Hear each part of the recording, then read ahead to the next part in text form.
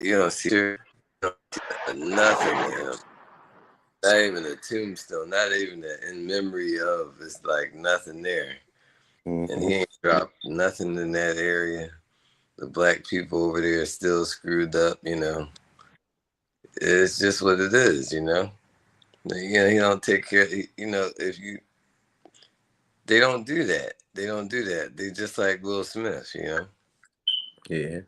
So you look at other people in other cultures. They Yep. they celebrate. The whole town celebrate because everybody's gonna benefit one way or another. But But why Philly, you think our culture like that? Why are we so envious and so cold hearted and so like emotional to the point when we make it, it's like we rather show everybody and pronounce it and like shit on people rather than help our people get out the same situation. Because hurt people.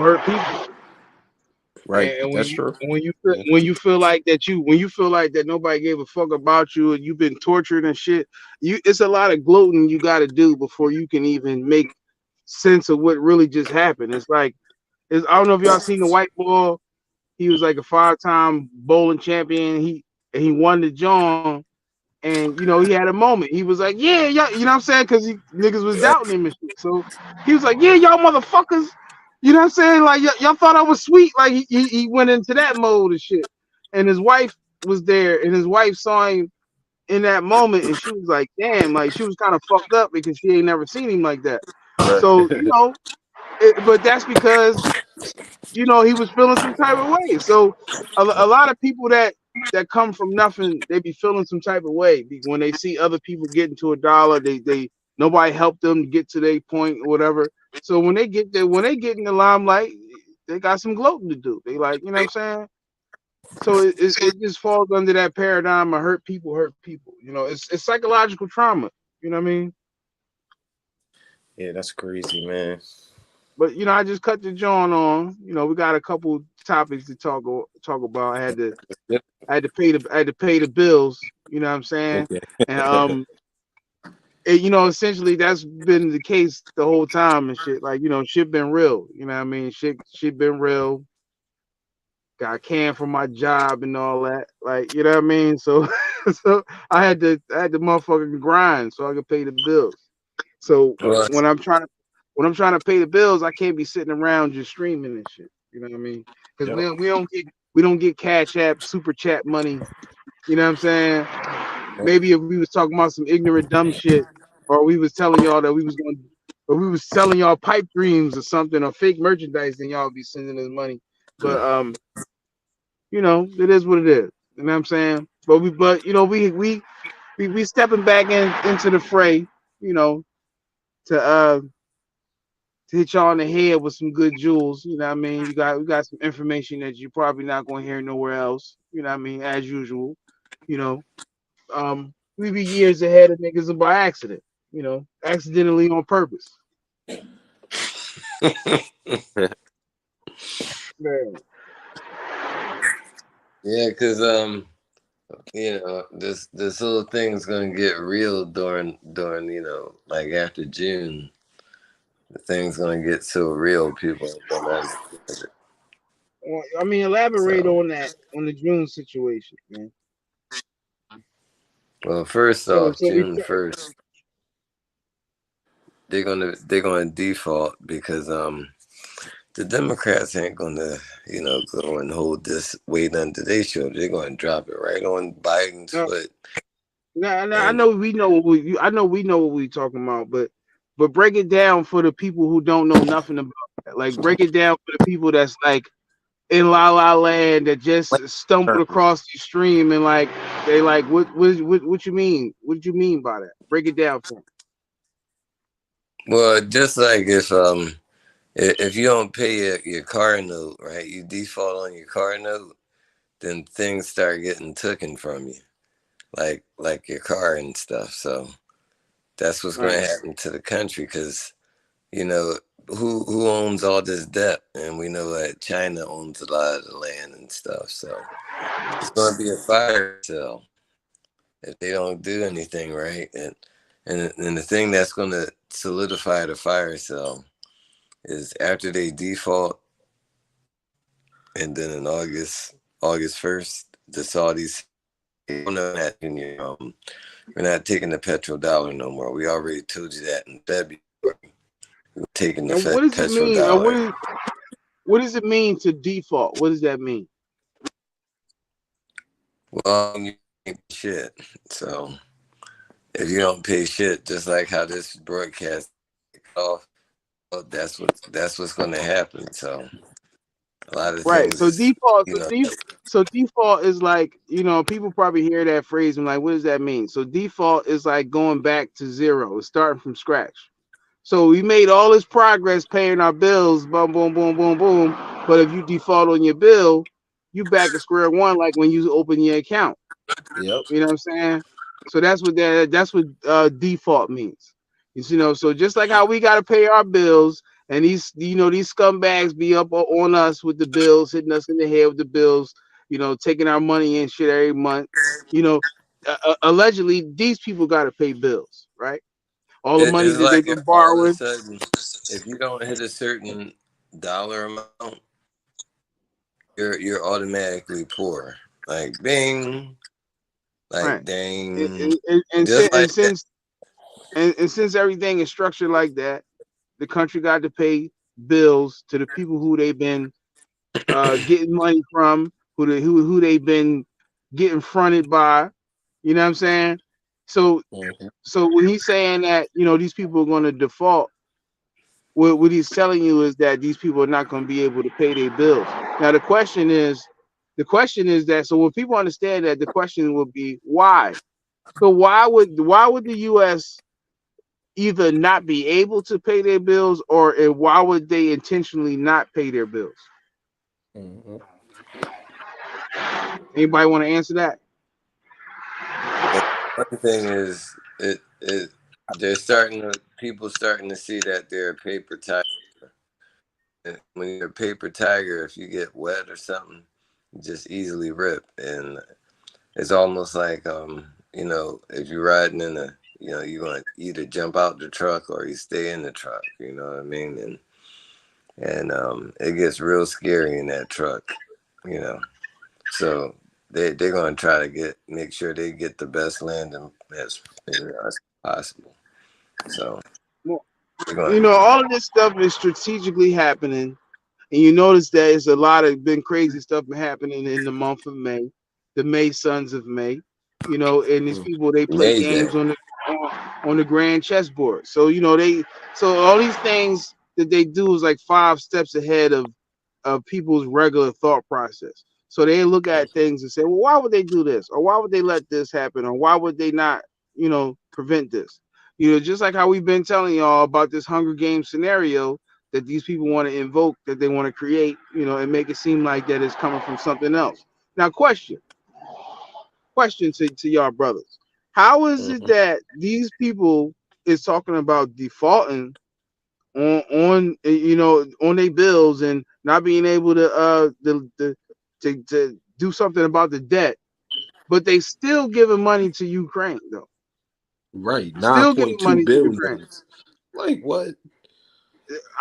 I'm pretty sure they could have saved that money. And like, who gives out? Like, if you don't have, just like on a regular day-to-day life, if you budgeting, if you just took a loss and you budgeted, and somebody come up to you and say, "Yo, let me hold something," and it's the same nigga who been hitting you up every month, like, "Yo, let me hold something." Are you going to give him money? Are you going to give him your last? You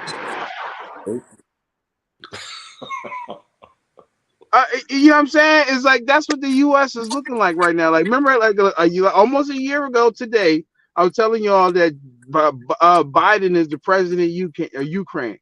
I was jokingly mocking him in his things, and I was saying that this nigga ain't the president of the U.S. He the president of Ukraine, and I said that as a joke. But that shit looks more realistic now today than ever. Yep. You know what I'm saying? So because y'all how might is it? have Go ahead. y'all seem a little bit more knowledgeable than me in that sense. So I'm listening, I'm taking everything in. So my question to you guys is, does this fall in line with why everyone is changing or exiting the US out of their currency? Yeah, that BRICS, Rick, you want to touch on that, the BRICS group, and all of that, because you kind of touched on that earlier. So I want you to break it all the way down. You know what I'm saying? Yeah, but you said it in a way. You said it in a basically, way like you speaking to us, but say it in a way like in a way like you saying it to the people that may not know nothing about what you're talking about. You know what I'm saying? Right. in other words, like Denzel Washington said in Philadelphia, explain it to me like I'm a 6-year-old. Right. Right. All right, so basically this is what's going on. There's this thing Wait called on the me, Willie. petrodollar. Yeah, and that's how the U.S. pays for oil, keep them warm. That's like the wood. That's like every time they give you these little paper things, they said this we can get this much wood for it. So they stopped using gold. They stopped using gold in the 60s, and now they got everybody starting to get away from taking the dollar. So that's it. Everybody don't even believe in it. They're starting to buy the BRICS money, which is the Brazil, Russia, India, China, and South African rand. So they're like, buying.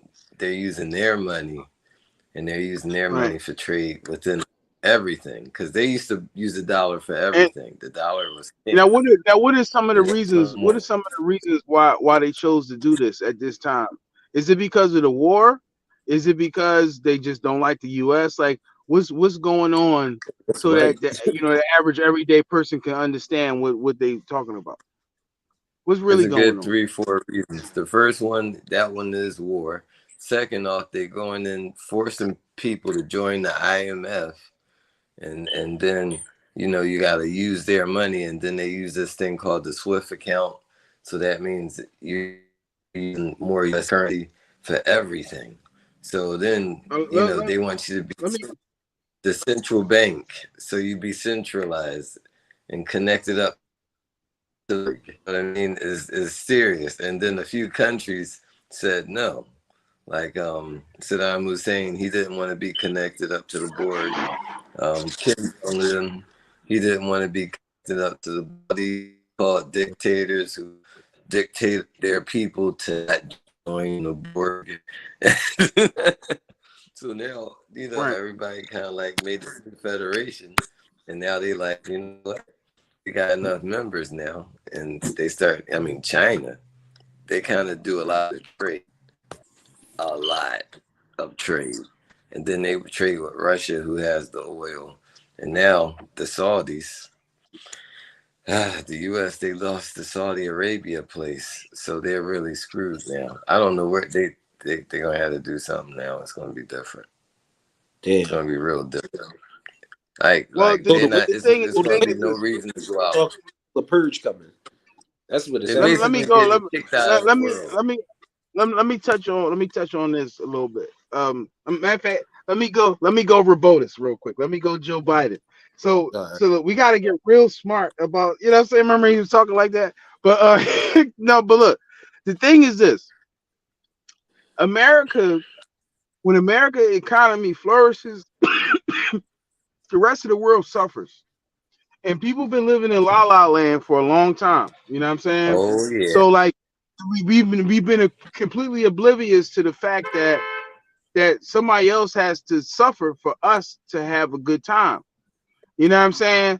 So Oh yeah. so when other countries when other countries get together and say, enough is enough, like, just like with the Gaddafi shit. Gaddafi told everybody, he said, look, we're gonna get off of the dollar standard, we're going back to the gold standard. We got a shitload of gold.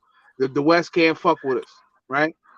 Then lo and behold, he got gotten out of here. You know what I'm saying? We already know how that shit went. Shout out to the the Clinton household, you know. But Hey, bro, the thing I is, got it. I the got thing is it. that look, the thing is that they want to keep other people destabilized so that they can stay on top.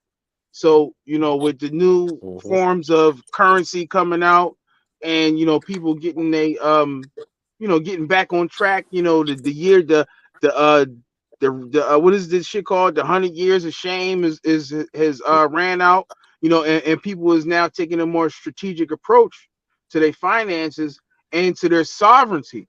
You know what I'm saying? So with these things, these people put together an organization and a situation that say, look, we don't need to depend on y'all anymore. We don't need to be fucked up by y'all no more. And y'all can go and do your own thing.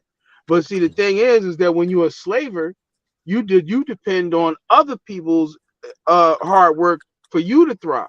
You know what I'm saying? So our this economy, I want to say our this economy it or you know is in danger because people are standing up. People are standing up and saying, "Listen, I'm not going to be your lapdog no more.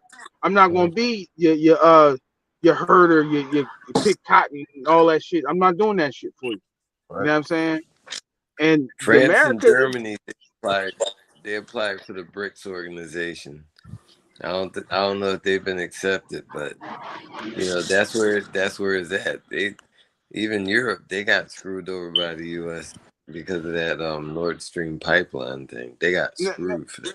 and the thing with all of this is that when they just try to center it around the debt ceiling, like, hey, if we don't pass a bill on this debt ceiling, we're gonna have a problem. No, they still got a problem. They got a problem because other nations around the world are stepping away from that situation. They saying Right. we're not going to, you know, we're not allowing y'all to keep fucking us over no more. So it doesn't matter. So it really doesn't matter if they come to an agreement on lifting this debt. And then think about it. That's just allowing more debt to occur. So it's not. This is not. This is like a band. It's like a band-aid, or this is literally like plugging your finger in a sinking ship. Like you and like your bottom of your ship hole is sprung a leak, and you're gonna stick your finger in it. Mm. So you know what I'm saying? That's what these people is doing. That's what lifting the debt ceiling is. You know what I'm saying? But you know, They this is all. do that This is because this is a Hunger Games scenario. You know, meant mm, meant to meant to explain why this shit costs this much now, and you can't get these benefits and all that. Like, remember, they just repealed the what last week they repealed the state of emergency for the Blovid. They're saying, oh, it's not an emergency no more. Now, a lot of people can rejoice with that. You know, people can travel to and from the country, in and out the country now. But there's a lot of people that get hurt by that because they lost their job, they lost their business, you know, and they was dependent on that COVID relief shit. They was dependent on the care packages and the food and all that shit. And now all them programs is getting cut, right?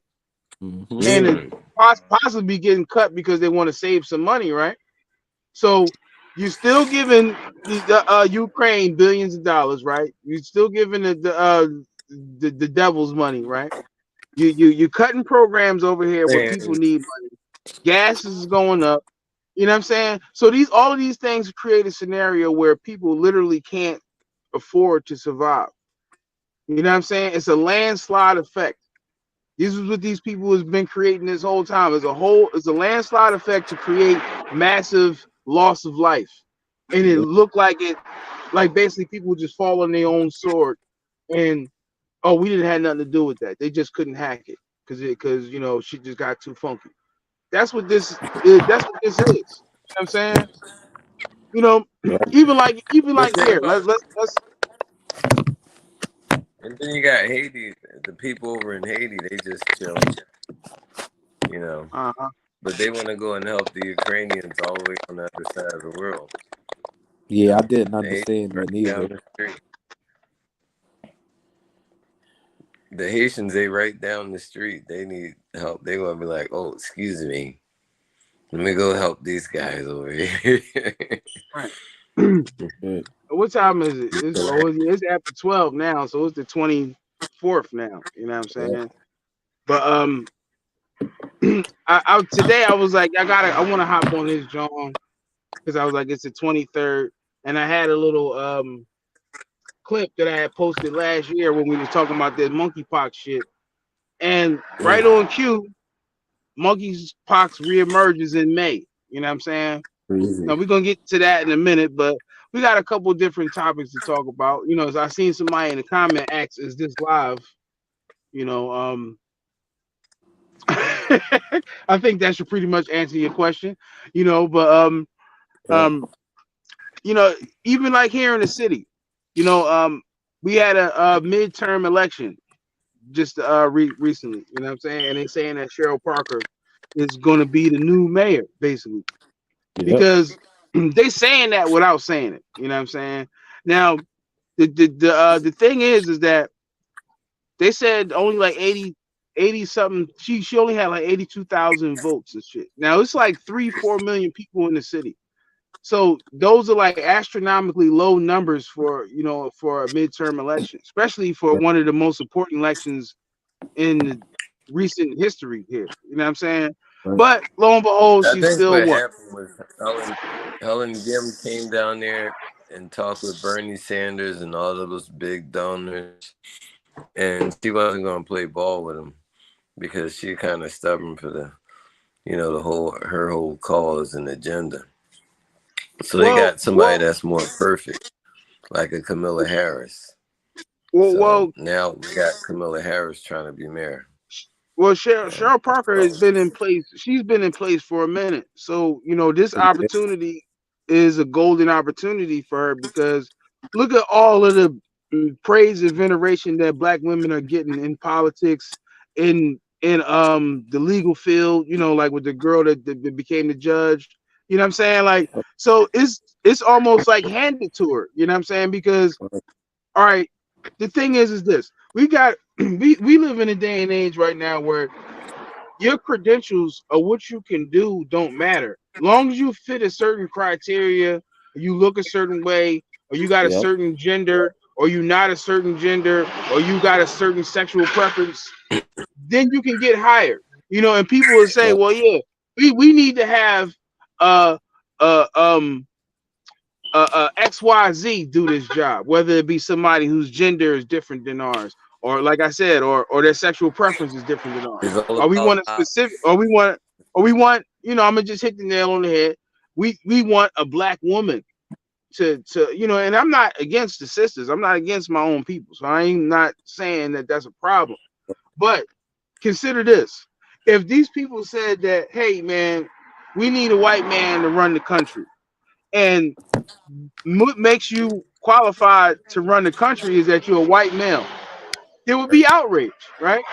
So to make somebody, so for somebody to have a sexual preference and because they have a color and a gender, that does not make them qualified. The person who can do the job the best is qualified.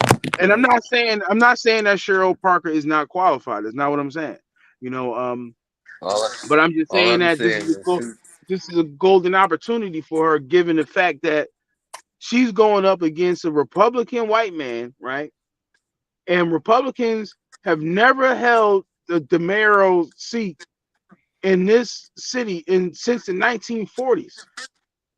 So it's pretty much she pretty much got like a gerrymandered path to the mayor's seat. You know what I'm saying? Now look. Now here's the thing. Now look, I'm gonna pass off with this. I'm gonna end with this. Oh, David O is Korean. Cheryl Parker. Well, look, Cheryl Parker will be, if she becomes mayor, right? And you know, it's pretty much a given.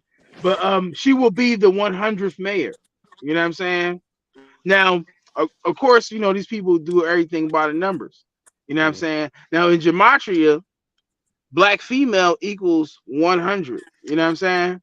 So it's literally being handed to her. You know what I'm saying? Right. Now I heard some brothers say that every city that, and I'm just quoting. I'm quoting this. This is not my words. I heard a brother say that every city that has a female Democratic mayor is a complete chaos. Now, I could say that Philly is pretty fucked up without, any Right. help from a black female mayor. You know what I'm saying? But when you look at was it Lori Lightfoot, and what's happening over there and shit like that, a lot of people use that as a testament to say that I don't want to be governed by a black female. You know what I'm saying? And again, these are not my words. This is just some rhetoric that's being said. You know what I'm saying? But when she becomes the mayor, we will have the opportunity to see firsthand what will come of that. Will it be for the better or will it be for the worse? And anybody that You knows already anything know the about answer. anybody that knows anything about Philly is that the majority of the people here do not believe in legislation. We do not believe in politics. We like it's good to have a black woman to be the mayor, or a black person to be the mayor. But we talked about move. The last time that we had a black mayor, shit, they blew up a fucking residential street. So Right. I am kind of scared about that. You know what I'm saying? Yep. Boy, boy. I Yep. think Yeah. your So hesitation it's something to and think about, alarm man. and concern is very much. I'm going to confirm your alarm and concern because there was this old book, and it was a snake, and it went to Eve and it promised Eve godlike power, not equal rights power, but godlike power, and Eve ate the apple. Next thing you know, she knew more than everybody for a while, and Yep. then Well, you know these politicians she made some called, unrealistic. They made unrealistic claims in reference to Philadelphia. Like destroyed the family. one guy said he was going to end poverty in Philadelphia. Another guy said that they was going to cut. They said they was going to cut violence in Philadelphia by 50% in their first year in office. And I'm like, who y'all think y'all selling these pipe dreams to? Right. You know what I'm saying? Like if you're not going to address poverty at the core, then you ain't doing nothing.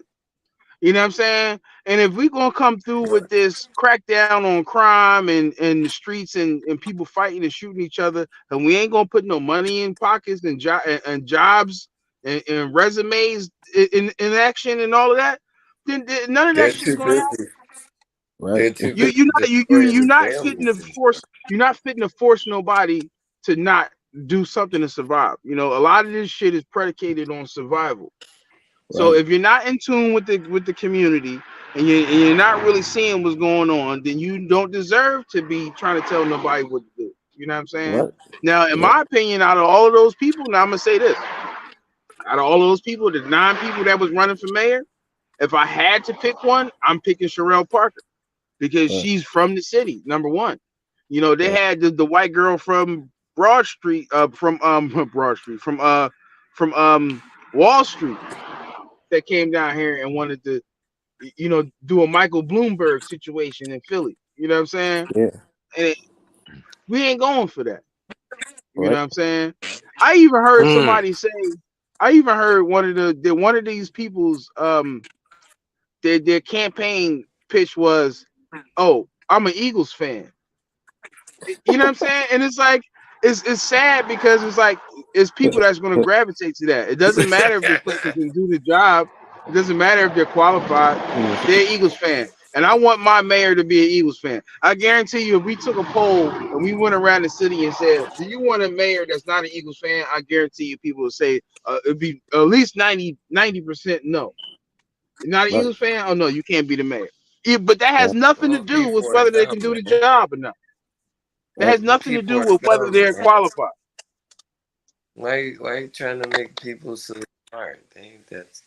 No, don't give them that much Well, credit. that's what we do. We make people smart. We help people to get from point A to point B. That's what we doing over here. You know what I'm saying? So if you don't, with that said, if you don't, if content on this show may offend people that love a lie. It may offend people who don't like intellectual prowess. So if you're one of those people, you should leave this stream right now. You don't want to learn something. You should go do your nails or something. Or go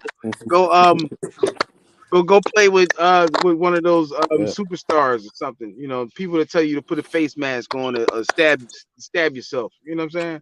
Go play It with was them. so strange how it happened though. You notice how Yeah. like Helen Gim, right? She was gonna win the nomination, but 'cause David, he's the Korean guy. He's gonna be the Republican side. So I thought it was gonna be a Korean election, but I don't think David O is gonna win. Definitely. Like I'm gonna say it again. A Republican has not been mayor in Philadelphia since the 1940s. So it's not going to happen. Her path to That's the good the old mayor, days. That's the good old days. her path to the mayor's house has been gerrymandered. You know what I'm saying? He's the guy that's going to make you vote for her because it's either him or her. You know what I'm saying? And I don't think nobody wants to go to the China to the corner store at City Hall. You're right though. I'm gonna just leave it at that. But like I said, these people listen. This city, what I said before we cut the stream on, this city is more than 70% black, right? Yep. 70% of us here. So what it look like somebody who ain't even from here telling us what to do, who ain't even one of us and ain't from here telling us what to do.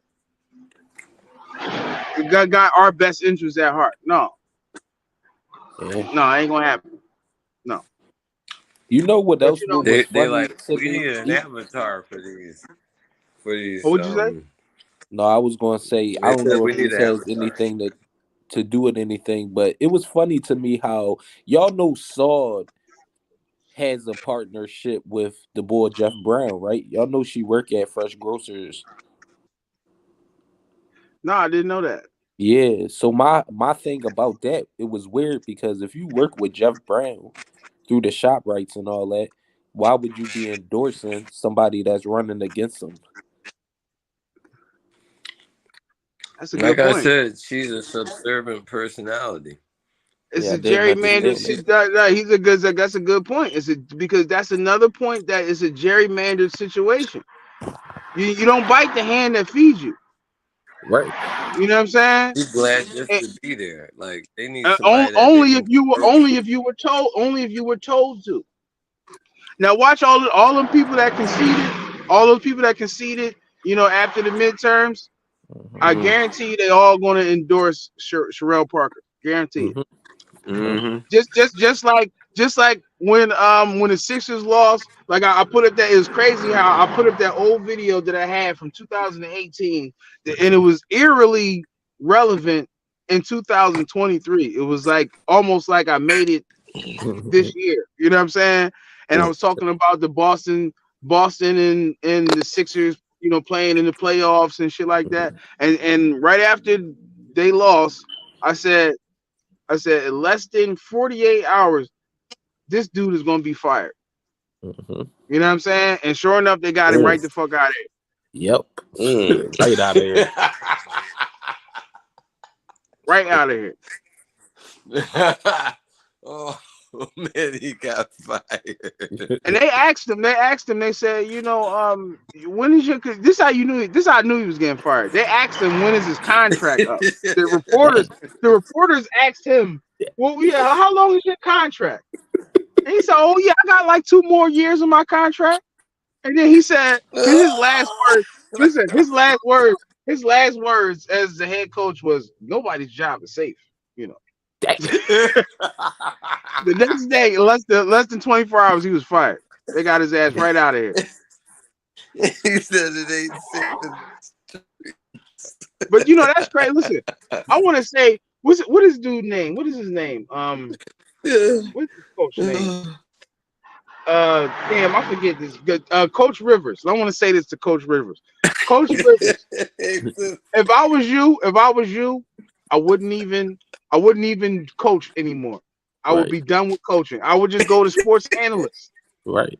You know, it's like being a coach is a fucked up position because if your team gets beat by somebody else, you get fired. So, and this is not like a new thing. This is not exclusive. It's not exclusive to basketball. This happens across every sport.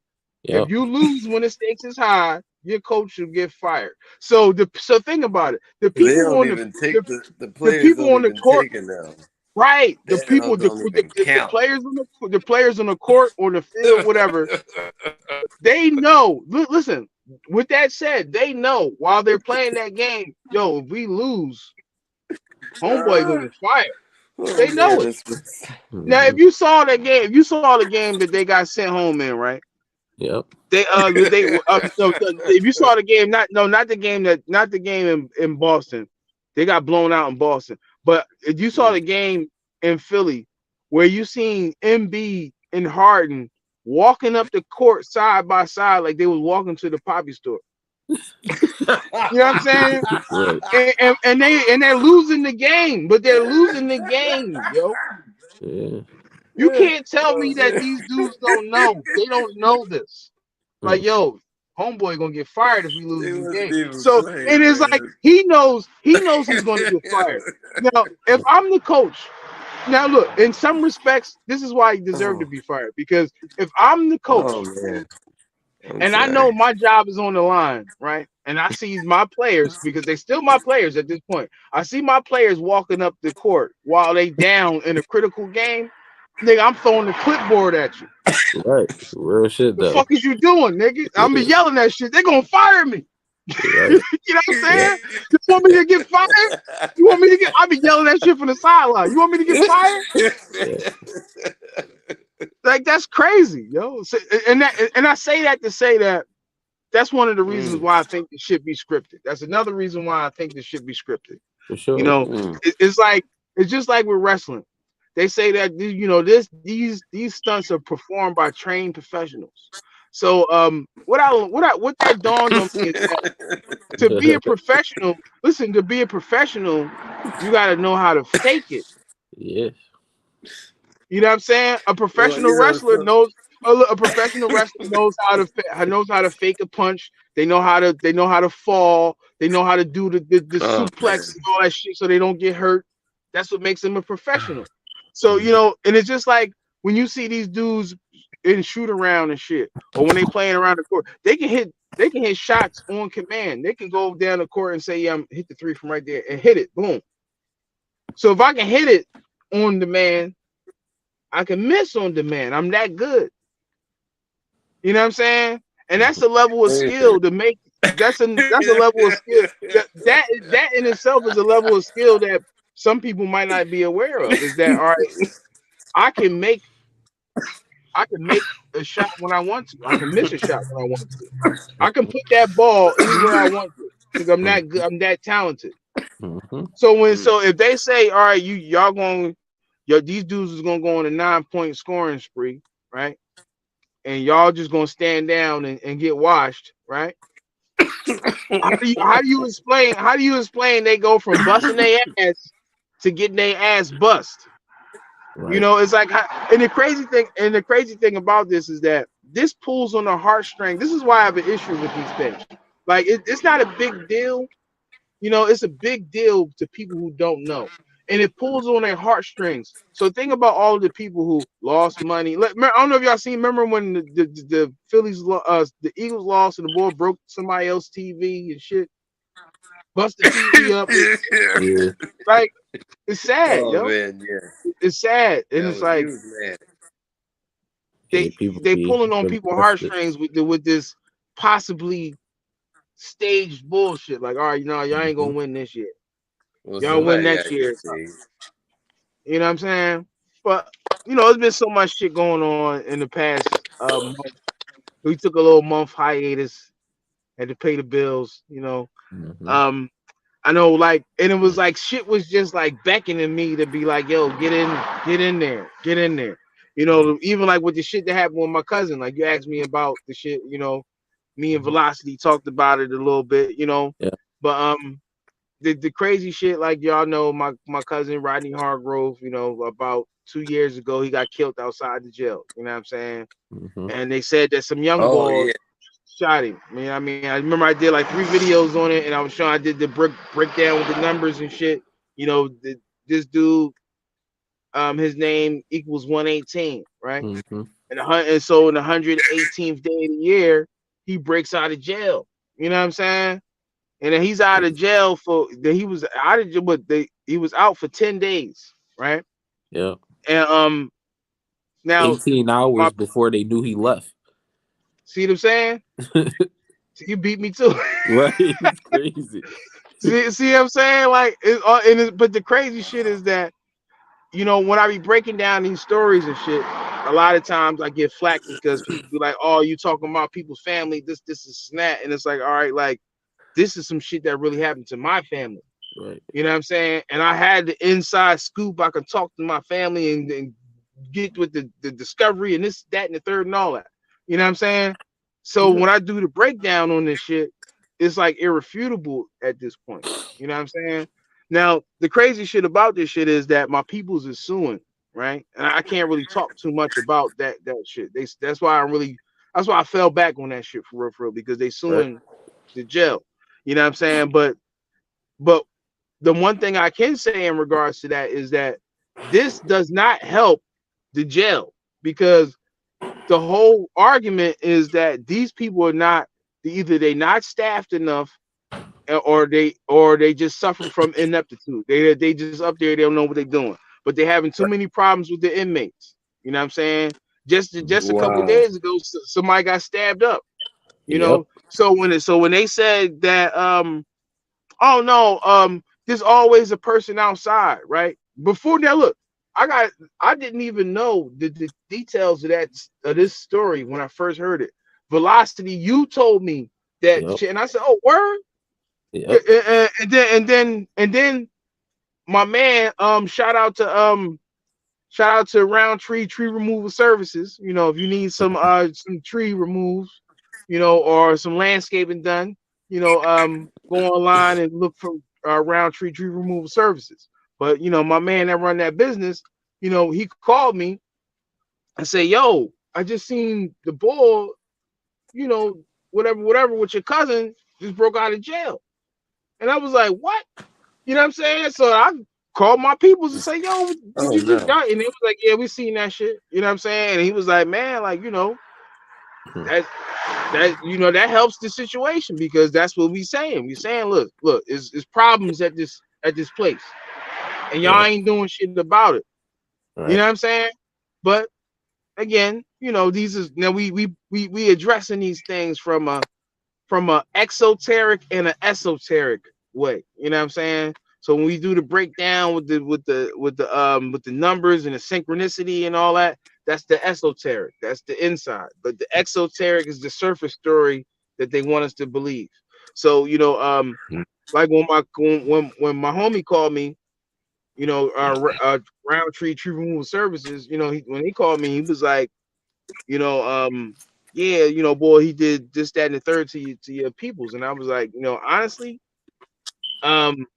I can't really speak on that, you know. Right. And like, and like that's not what I said to him, but I literally can't speak on that like right now. So, you know, so I can't say what I think, how I feel about it. I can talk to y'all offline about it, but you know what I'm saying? But I can't really put that out there Wow. how I feel about it. But Right. you know, y'all already know me. I'm a skeptic to a certain degree. You know what I'm saying? I don't take things for face value. You know, Mhm. so when these things happen, and then I just connect dots that most people don't connect. You know, on some Dave Chappelle shit. You know what I'm saying? It's just it makes it become something else. So you know, I'm gonna leave that alone. But if y'all wanted to address that, you know, what I mean, we can talk about it, but as I just can't say certain details. You know what I'm saying? No, we ain't gonna mess anything up for you or your family. You know. I mean, I know what not to say and what to say. I already know. So it's like I know how to play that. You know what I mean? But no yeah, you need, know, no need to put it's a it in crazy there. situation, man.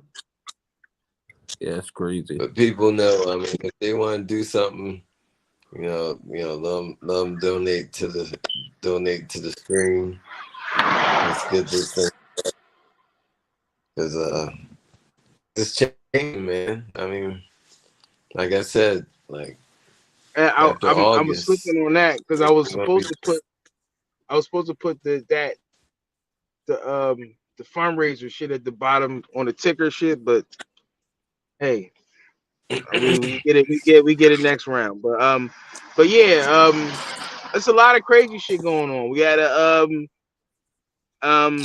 we had like two mass shootings and shit. You know what I'm saying? And that was like around the new moon. You know, we just coming off of the new moon or the black moon rather.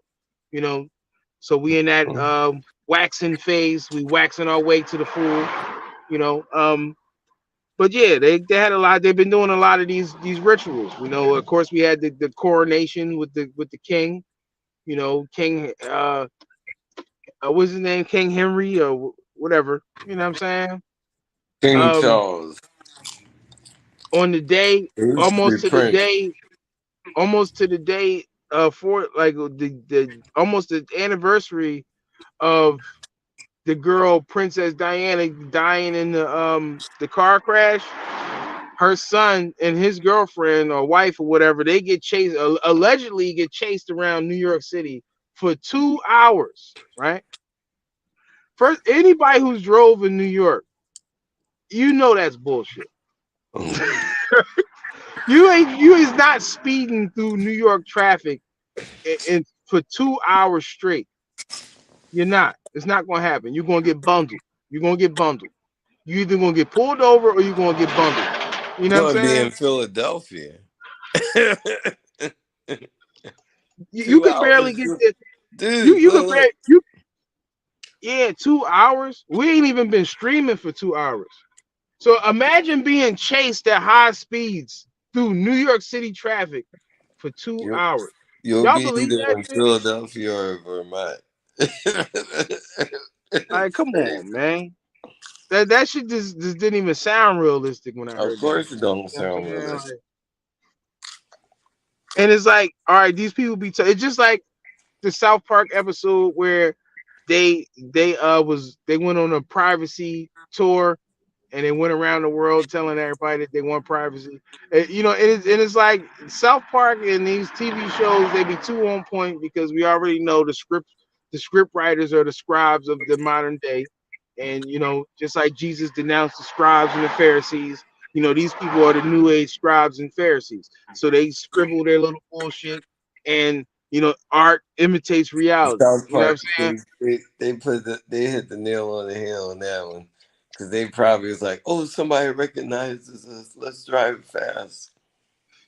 Yep. So it is like, why would you be in New York City if you want privacy? Why would you even be living there? It don't even make sense. Don't make sense at all. You know what I mean? Don't you have an itinerary and you know? You You want to ain't be doing right like where the pop, and then they say the paparazzi was driving up the one ways, running the traffic lights, you know, doing all this wild shit, and it's like the only way that they could have did that is if you was doing it too. You know what I'm saying? You were evading them so they don't take pictures of you. So if they was driving up the one way, it was because you drove up the one way. If they ran an intersection, it's because you ran an intersection. You know what I'm saying? And it's crazy because they be saying things and be telling on themselves, but they say it in a way that the average person don't even catch it. You know what I'm saying? And it's like, and yeah. again, anybody who lives in New York, you know, like if you're watching this and you from New York, let me know. Let me know if I'm all because in my opinion, the times that I've been in New York, you ain't driving, you're not speeding through New York traffic and through Manhattan and all that shit for 2 hours straight. Wait a minute. You might be sitting in traffic for 2 hours, but you ain't speeding nowhere. Who are you? What you got the DeLorean? They must have been driving a DeLorean or something, or one of them Star Wars cruiser Jones. They was driving some hover shit. They wasn't driving no regular vehicle with tires. Not in New York. Not for 2 hours. No. And see, these are things that we gotta pay attention to because these people, like again, a lot of this work that we do is exposing how these people be lying to us day in and day out. And if we pay attention to detail and we just exploit the shit that they be, you know what I mean, giving to us I on think some. South Park told it all in one bit, and then they tried to run around the city looking for attention for 2 hours. Now You the know, crazy shit is that that episode came out before that happened on some predicated malevolence type time.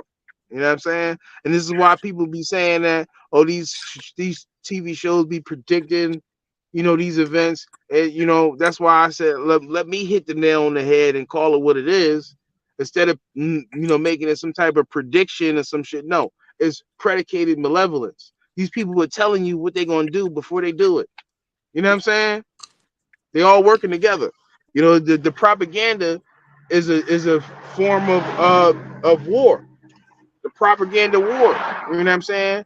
So propaganda is a weapon. So just like when in wartime when they make little funny cartoons about the enemy and hmm you know, they pass them out to people to get people to be more on their side, and they put out patriot type cartoons and artwork and shit like that.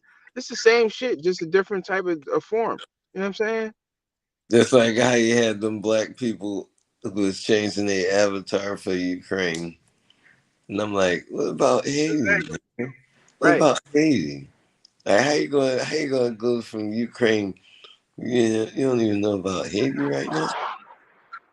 Mhm. That's Now, horrible. like and of course, they on a war path, trying to get people to bend the knee and pass gun laws that favor these people. And recently, I think it was in Florida, they no, in New Jersey. New Jersey just the judge in New Jersey threw out threw out a law that they was trying to pass, uh banning banning guns in public places. So they was trying to put out they were trying to pass a bill in New Jersey that bars gun owners for taking their guns anywhere. So it's like you You can't go talking to the about park. open carry, right? Yeah, you can't carry it nowhere. That's what they tried to do. And the judge said, no, that's unconstitutional. You can't do that. You know what I'm saying? Oh So crap! now these politicians is talking about, oh well, people are going to die from this. All right, well, consider places like in upstate New York, like Poughkeepsie, and all these little rural areas where everybody is strapped, right? They hmm have little to any gun violence.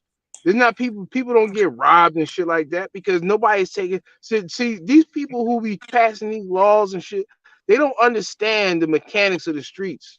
They don't understand the things that they pass laws against and the people that they pass laws against. The whole point of why gun violence flourishes is because people don't have guns, because they're at a disadvantage. And everybody is looking for a sweet Vic. Everybody's looking for somebody who they got the one up on. So if I got a hmm gun and you don't, then I got the advantage. But if you got a gun and I got a gun, then it's equal. So if everybody knows that everybody got a gun, then nobody's going to want to take a risk on getting shot. The whole point of robbing somebody is because they don't have a gun, or I got to my gun faster than you did, or some shit like that. You know what I'm saying? So they so Welcome they to the think Wild Wild West. so these people is trying to promote this idea that having guns, everybody having a gun, or people having the right to carry their gun makes everybody more at risk. Now, what about the people? What about all of the heroic people who have stopped it completely stopped potential mass shootings because they were carrying their firearms? See what I'm saying? So it's like they want to make people more vulnerable, and it's like they keep trying to do this by shaming people into giving up their gun rights. You know what I'm saying? And of It's course called these Let It Happen. Let it and happen. you know, and with that, of course, these gun situations will continue to happen, right? Oh, some person got mad and shot up random people, right? But consider that this has happened more than 100 times just in this year, right? But Mhm. like I said years ago, how come after all of these things, how come is never a person? What's up? What's going on, G? Well, like, how come there's never a person that gets mad and take it to the people who charge them for food, clothing, and shelter, who poison they food and force them to go on dates with men and all kind of shit like that. You know what I'm saying? How come they don't get mad and take it to them? How come people don't pull a GTA and go to the a GTA move at the police station, right? How come they don't do that? It's always the same pattern? You know, crazed person, guns, innocent people, manifesto, and blame it on some other shit. But the people that this person went after had nothing to do with why you're mad in the first place.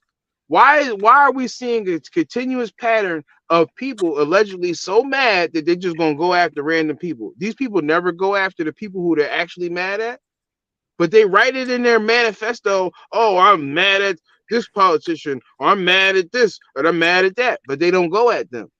MK It, Ultra does, it doesn't make sense. It is doesn't a, make sense. is a You know, government program. right? We got to make sense of these things. It's like, all right, well, at least like everybody in the country is not the same.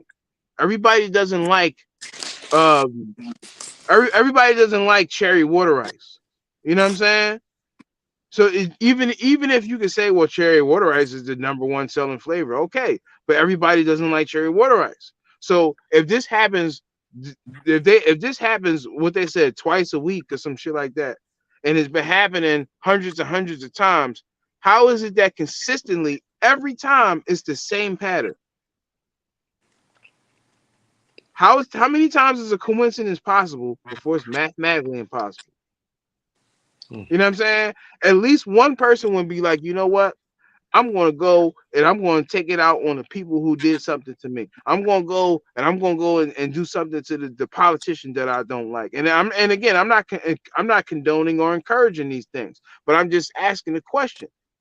You know, a question with critical thought. Why do all of these people, even going all the way back to Columbine, all of these people consistently go after random people? And they never go after anybody who's really caused them some anguish in their life. Doesn't make sense. Everybody don't function like that. Everybody that everybody's go-to is not innocent people.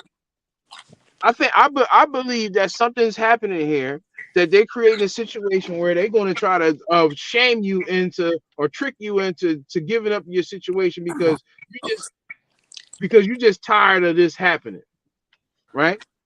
I'm just tired of seeing these things happening. So here, look, here, I'll sign the bill. I'll pass the law. Here, let's just do it. It's called submit or die. So that's what the game they playing. It's getting like that time. Mm-hmm. Because we can just be like, nah, I ain't doing it. You can say no.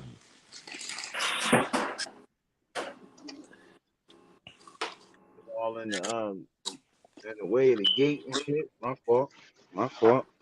I'm just trying to get the good light. You know what I'm saying? While I'm out on the streets. You know,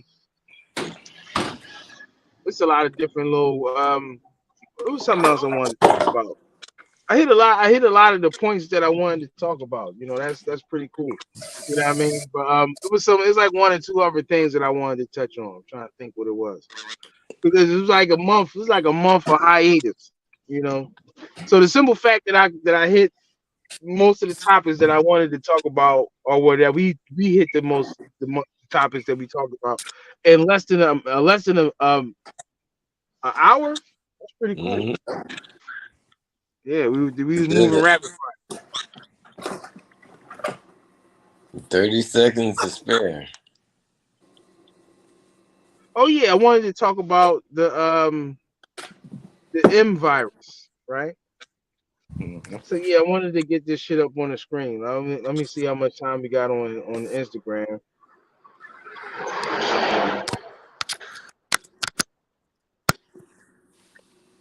I don't even think that shit was streaming. Or I might have got bumped off. You just But did an hour. we streaming on YouTube though, and I ain't hit all my regular spots. We on YouTube. We on ARP Philly, ARP Okay. Philly, Facebook, Sa Sarah, Facebook, and Pope and ENT Twitter. You know what I'm saying? Shout out to Pope and ENT. Behind the wall. You know what I'm saying? Hit that cash app for my man. You know what I'm saying? Um, send him some good trinkets and shit. Good books. We want to get him some good books. Why he on his unwarranted vacation. Hmm. It is what it is. But we wanted to we got we got some ideas brewing for some podcasts. Yep, You know, for sure. TV network.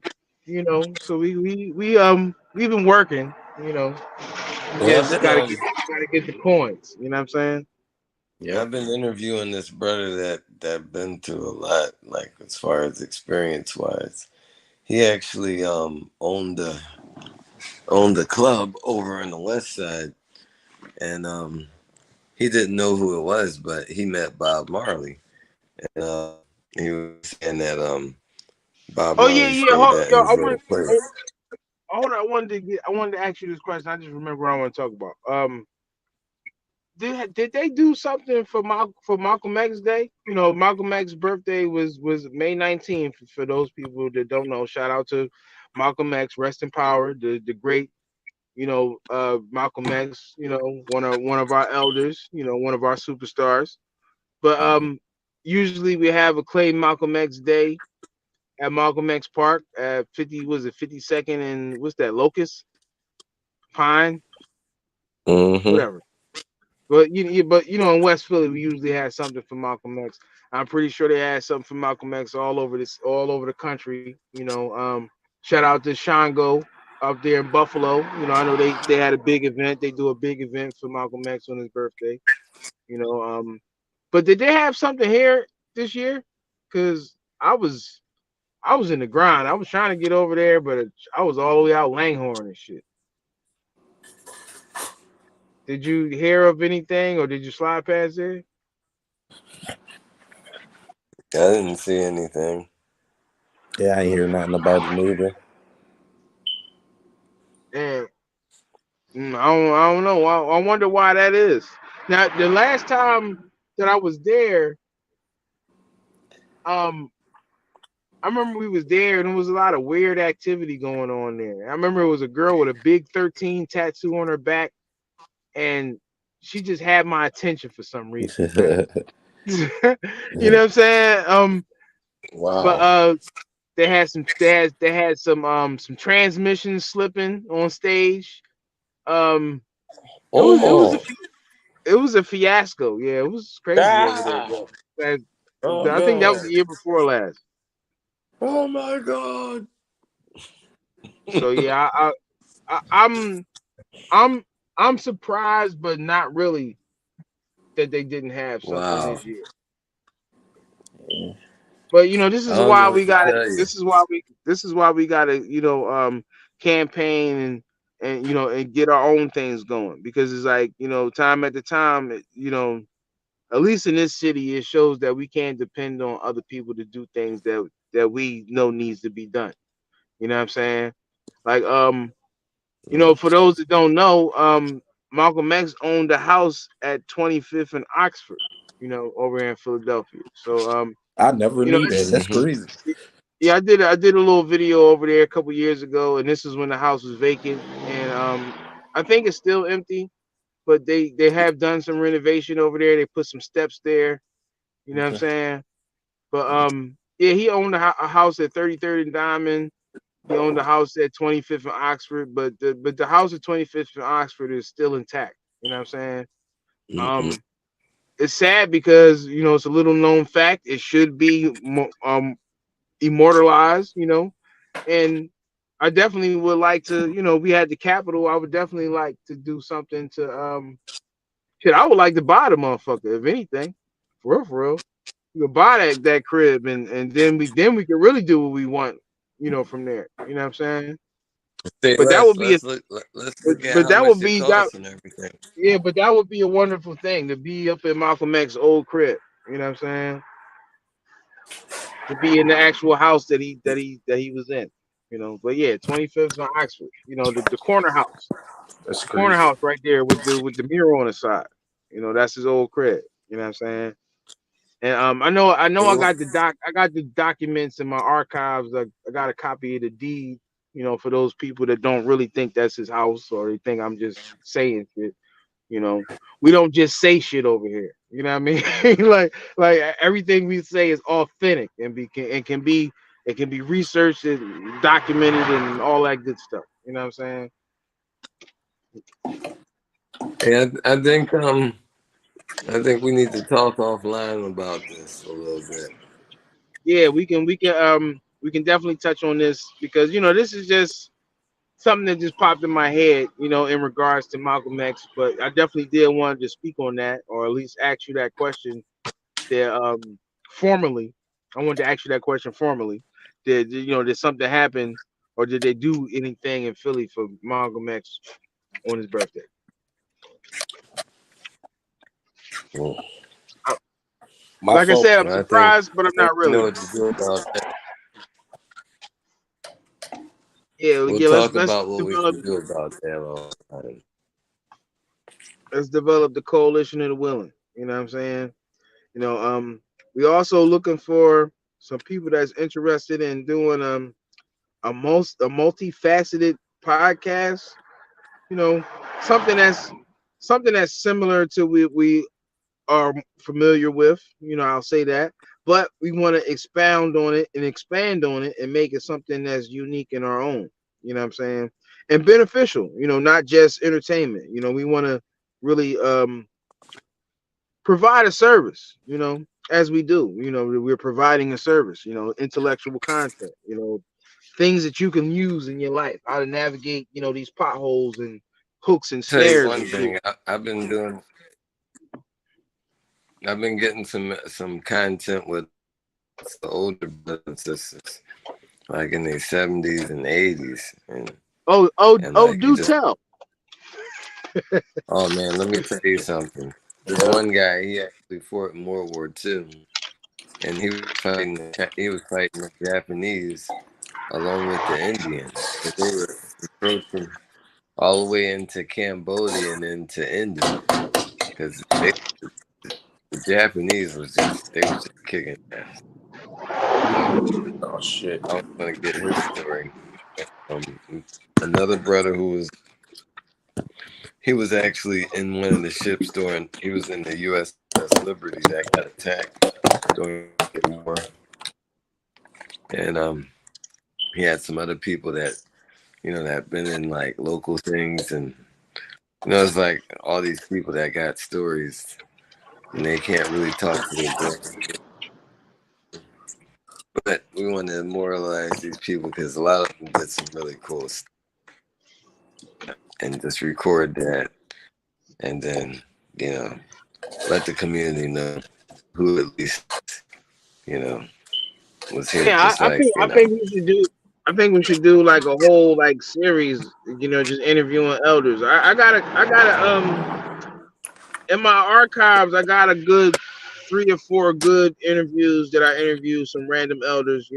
One of the most dynamic interviews that I had was a random old head that just walked in the bookstore one day and just started talking. He was like, "Yo," he said, "Yo, you might want to record this." Yep, and he started telling me about. He started telling me, look. Universe works in mysterious ways. He started telling me about the 1942 Black Panther Tank Brigade. Yeah. Right. And you know how like on this channel You know, we talk about that number 42 and how it's stamped on black people in a sagacious way. You Hmm. know, sometimes good, sometimes bad.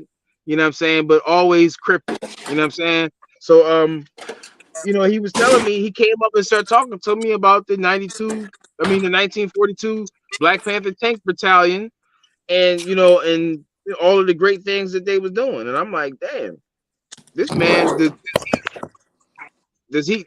And it's still to this day. We only seen him that one time and never seen him again.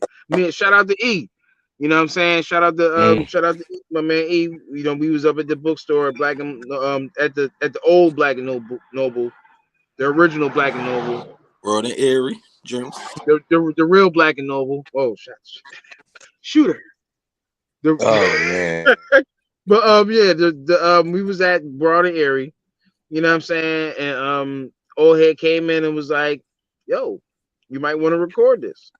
So yeah, we're gonna put together a nice little segment of honoring our elders and you know, just giving them a showcase and letting them drop knowledge on us. You know, I remember I had one of the most well put together old heads that I've seen all my life. Like, this dude is like 80 years old. He ain't even got no gray hair and shit.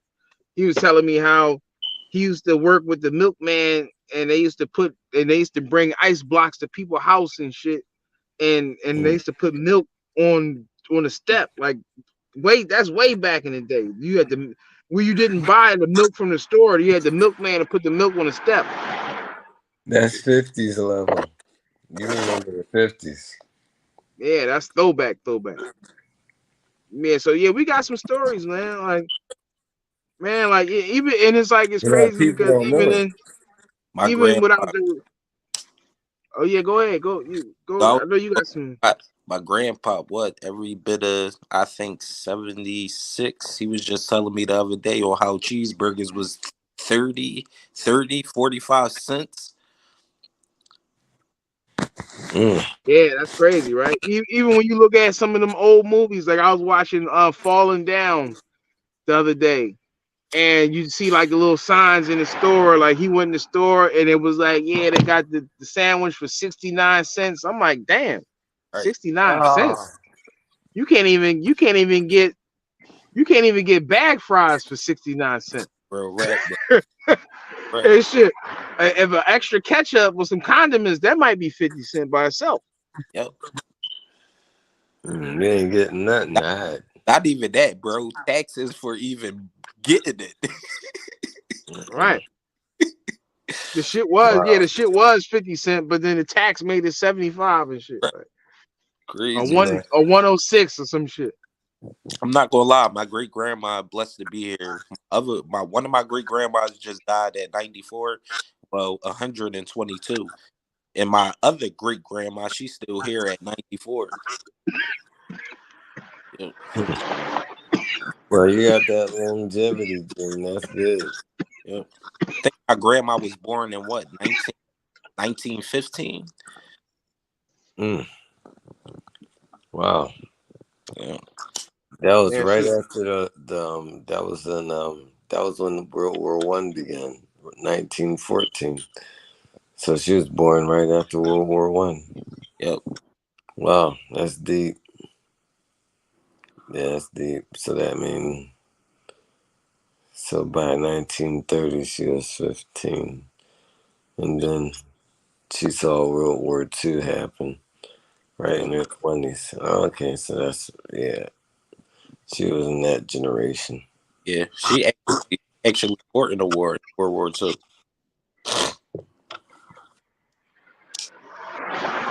Why they keep She was chopping? a nurse. My grandma, old vet. She was a nurse in the war, right? She told me she just always used to say she was in the war. I never seen like her say.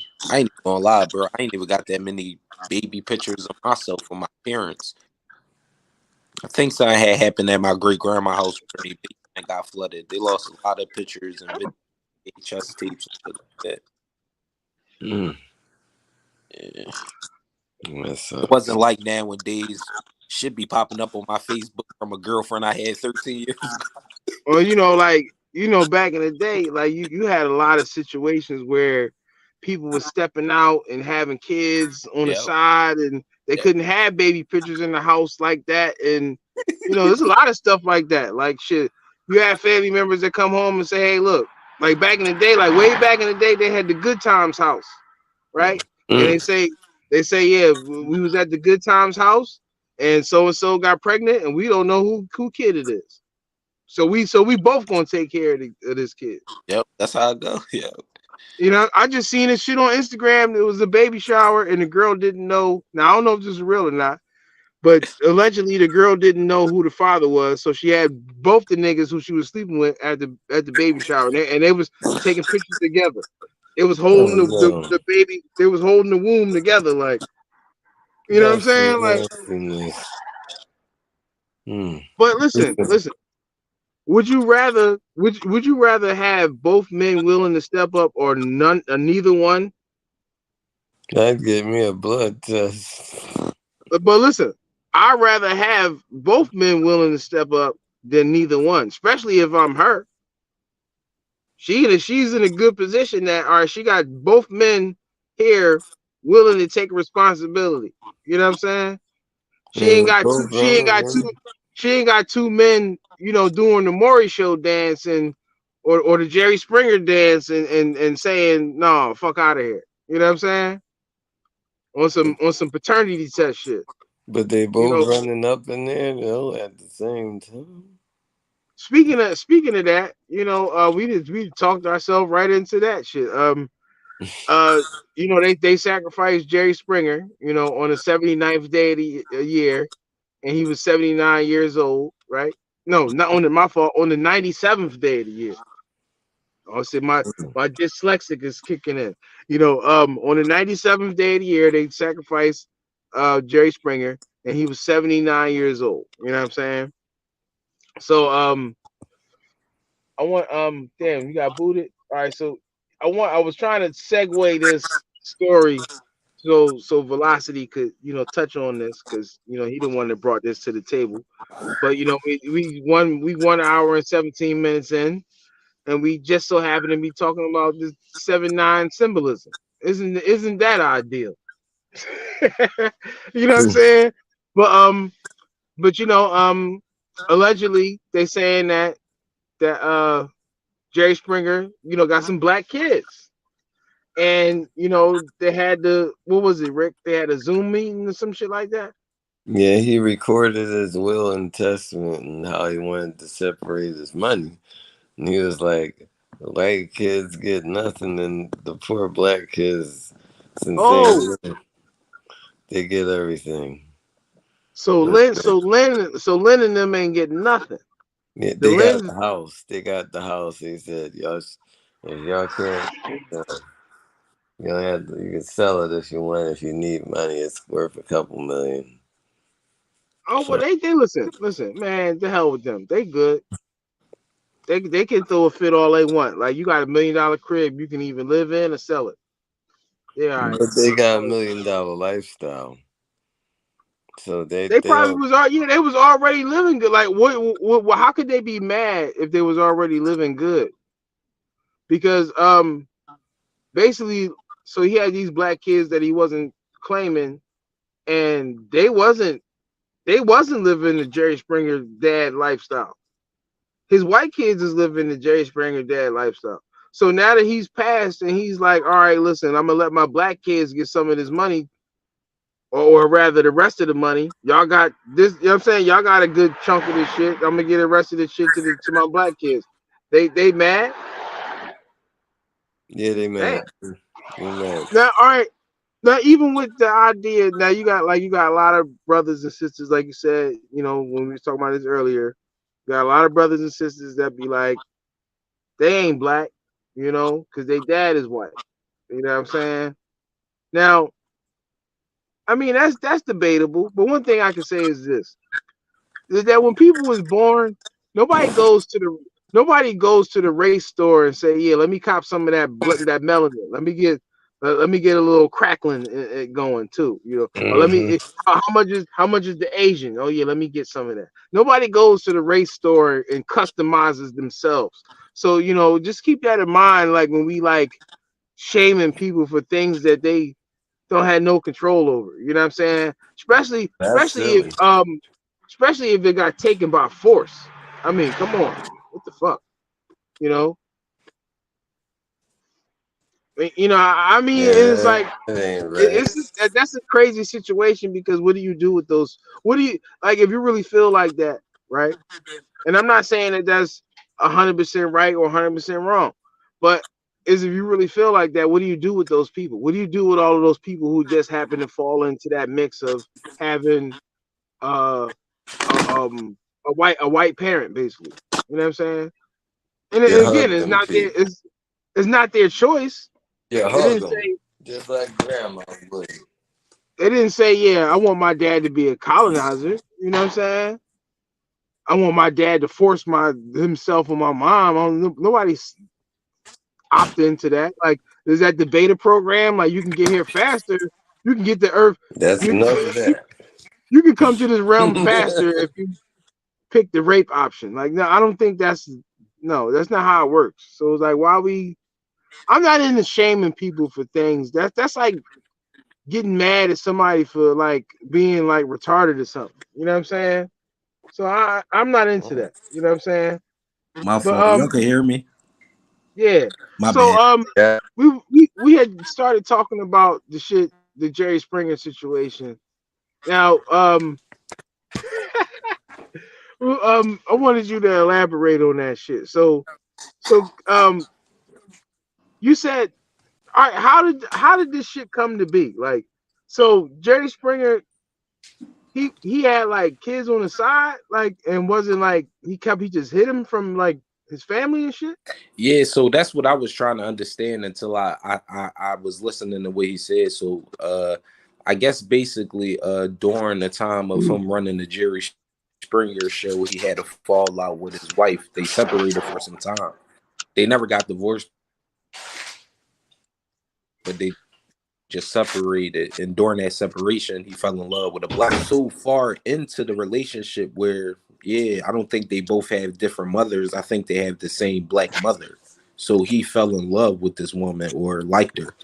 You know what I mean? And within that, I think eventually he made way back with his wife. And she wanted him to keep everything under wraps. I guess basically like threatening to, take him to court, take everything away from him. So he wanted to play Right. the cool card.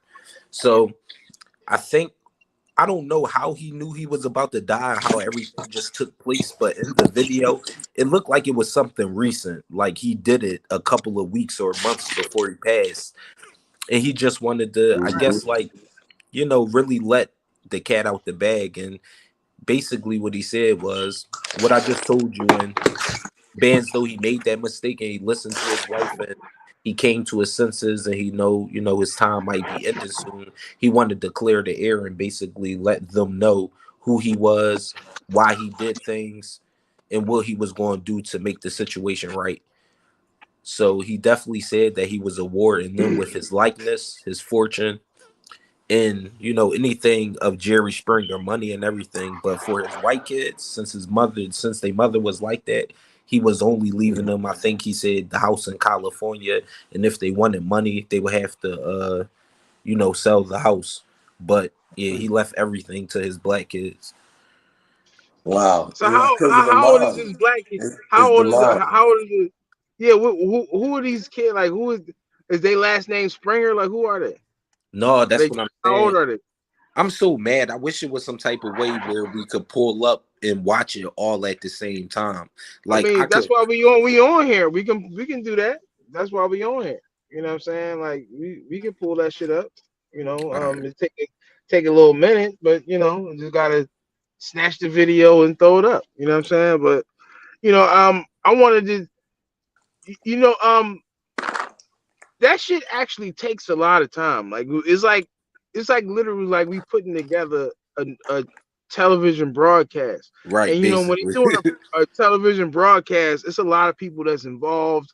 You know, even with a lot of people that's involved, Yeah. the anchors, they still get up at like 4 o'clock in the morning to record the show. So it's a lot of work that goes into that shit. And I'm like, listen, look, we gotta get on this stream tonight. So I'ma just put all the props and shit to the side and just get on here and just talk to the people. Like fuck it. You know what I'm saying? Yep. So that's Yeah, definitely that's doable. crazy. You know what I mean? But you know, we needed to just talk to the people, man. You know what I'm saying? Because the Because people you know, it's need a to know lot of that shit. things is changing. And they need to know, that, you know, we've been batting 1,000. You know, not to gloat, not to rub shit in your face, but to Mm-hmm. let you know where you really need to be getting your information from. You know what I'm saying? Because Right. people be telling y'all all kind of crazy shit. Like, you know, like the bull online.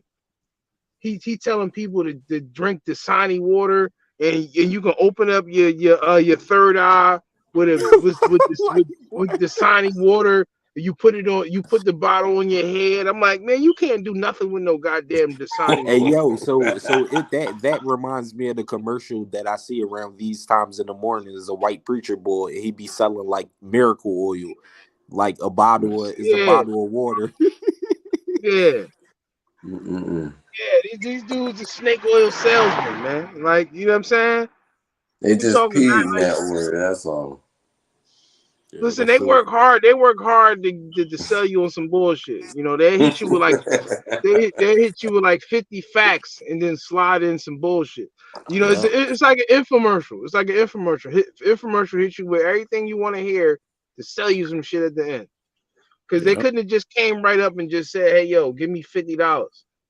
They Just got to like they got the to guy butter who they got to fell off butter that you up ladder. first. They got to butter you up first, and then it's like, "Oh, how much you need? Oh, okay, you only Mm-hmm. want 50? Oh, okay." You know what I'm saying? But these dudes be talking crazy, man. It's like, yo, like, you know what the fuck they do to Dasani water? You do like Coca-Cola makes Dasani water. Yep. You know what I'm saying?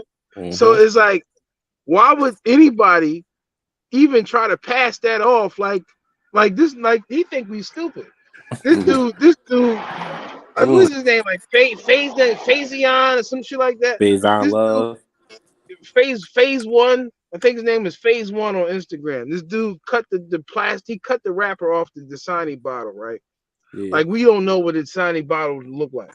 The Dasani bottle got a green top on it with the little swirly lines on it with the crazy little curvatures on it. Almost look like a Coke bottle with a blue tint. You Mm-hmm. know what I'm saying? He cut the plastic off like, oh, I got some alkaline. Ain't no alkaline water. You got, and if you Mm. do got, maybe you had some alkaline water in the Dasani bottle. But why you had the Dasani bottle in the first place? I wouldn't Right. even I put that. put I it in wouldn't a even drink. plastic bottle. I wouldn't even drink out of a Dasani bottle. You know what I'm Mm. saying? I don't know what if I don't trust the water that they put in the bottle, I'm not even Mm-hmm. fucking with that bottle. You know what I'm saying? So is So this true so or is it a cat? this Was it man is really cat. Coke in Coca-Cola back in the day? Um, that's Yeah. debatable. You know, one of the things I like to say is that I don't know because I wasn't there. You know what I'm saying? So Right. but I do know they used to sell heroin as cough syrup. So I wouldn't be surprised that they really would put, you know, They some actually some did. um They actually did Yeah. back in the 20s. They kind of Wow. stopped it like in the 30s, I believe. I think. I think I actually got an old picture of it, but you know, in this day and age, you don't even be knowing if shit be doctored or not, you know. But I Right. think I do got some receipts on that, you know what I'm saying? But again, I won't know. I don't know. I wasn't there. But apparently, you know, the coca leaf is, you know, where they get the cocaine from, and it's a green leaf. They dry it out and it turns into a white powder. But before it gets to that phase, there's a lot of different things that you can do with it. Right. And the leaf itself has been used for medicinal purposes. I mean, that's how they even came to find about cocaine in the first place. Mm-hmm. So it is validity to that. You know, I can't confirm or deny it. You know what I'm Mm-hmm. saying? Yeah, what they would basically do is going in those high altitudes, they would put a coca leaf underneath their lip. I mean, underneath their tongue, and just let it sit there, and while they climb the mountain, it'll help them acclimate to the weather. Yeah, That's crazy. Yeah, it's the little things that help. You need sometimes the environment to help you. But all right, but consider the fact that the coca leaf in its raw form is not the same as powdered cane. Right. It's not the same. You know what I'm saying? Right. Not Scarface does. If somebody forced me, if somebody said, "Nigga, you got to do some coke, you got to do some cocaine, and you're gonna die," I'm be like, "All right, well, give me the leaf. I'll chew up the leaf." You know what I'm saying? I'd rather chew up the leaf than to sniff that shit up my nose. Right. You know, I know a motherfucker who got to tuck a napkin in their shirt to blow their nose. Hey. Because that shit will fuck your nostrils up. You know what I'm saying? That shit ain't no joke. You know what I mean? But yeah. That's crazy. Coca leaf. You know what I mean? Now, just like with the move situation, I don't know. Shout out to Vortex Alchemy. You know, I gotta shout out all the people who've been, keeping up with me. You know, but he asked me to repost the cacao bean ritual about the move members. You know what I'm saying? Now the cacao bean is where they get the chocolate from, and you gotta burn it and roast it, to get the chocolate. You know what I'm saying? So the cacao bean ritual is done on May 13th. You know what I'm saying? The same day that the move bombing happened, where they cooked black people. You know what I'm saying? Yeah. Or they cooked cacao people.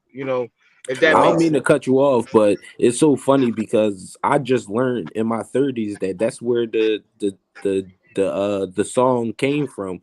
The roof is on fire. We don't give a fuck. Let the motherfucker burn. Somebody told me that's where Now, that song came from.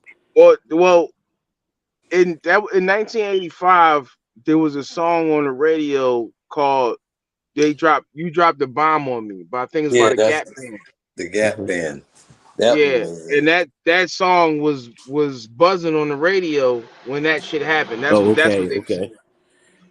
Yeah, what a coincidence, right? What How a many times is a coincidence. coincidence possible? Let's say it again. How many times is a coincidence possible before it's Right. mathematically impossible? We're Yeah, gonna that's have to crazy. start selling some merch. We got to Right. start selling some merch and get that. That's gonna be one of the shirts. How many times is a coincidence possible before it's mathematically impossible?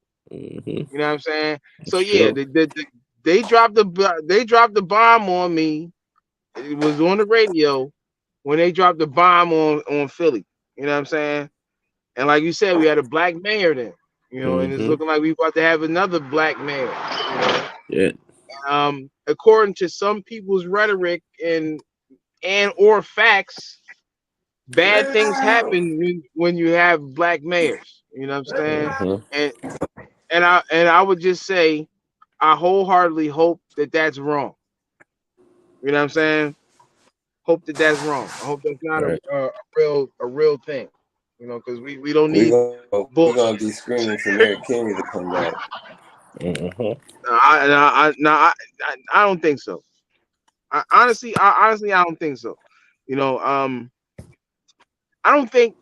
I think that it's a lot of gender war back and forth shit going on right now, and but then at the same time, you got a lot of progressive woman situations happening.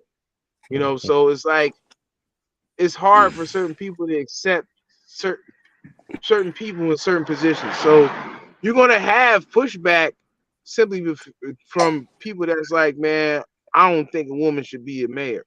You know what I'm saying? And if I'm a betting man, I'm gonna say that majority of those people are gonna be white men that's gonna have a problem with it. You know what I'm saying? They might try to stamp, the feminists, they gonna try to stamp it on all men. But you know what I'm saying? But when you get down to the real of it, the feminist enemies or white men. I mean, black men are not doing nothing to them in the way that they gotta respond. We're not responsible for how much you get paid on the job and all that shit. Like, you know what I'm Right. saying? We ain't got nothing to do with that. What they So gonna you're do when real, they can't get any federal money? right? Well, you know, again, and that's from their adversaries. So, you know, it's like you can have this whole campaign against men, but you know, you're looking for a handout from your sworn enemy. You know what I'm You're saying? gonna Like, need a man to Yeah, I could survive in never this understand world. that, bruh. I People mean, don't. it's I mean, a lot of our people is doing that in their own individual ways. You know, we got people that saying that, you know, we follow our Morris brothers. Shout out to our Morris brothers. We're rocking the Fez. The Mm-hmm. Fez is not a kufi. You know what I'm saying? You know, gotta make them write that on the board like Bart Simpson. But you know, they think that, you know, filing paperwork is gonna get them back this land, and that people who did so much to take this land is just gonna go back to Europe, like Europe is gonna accept them.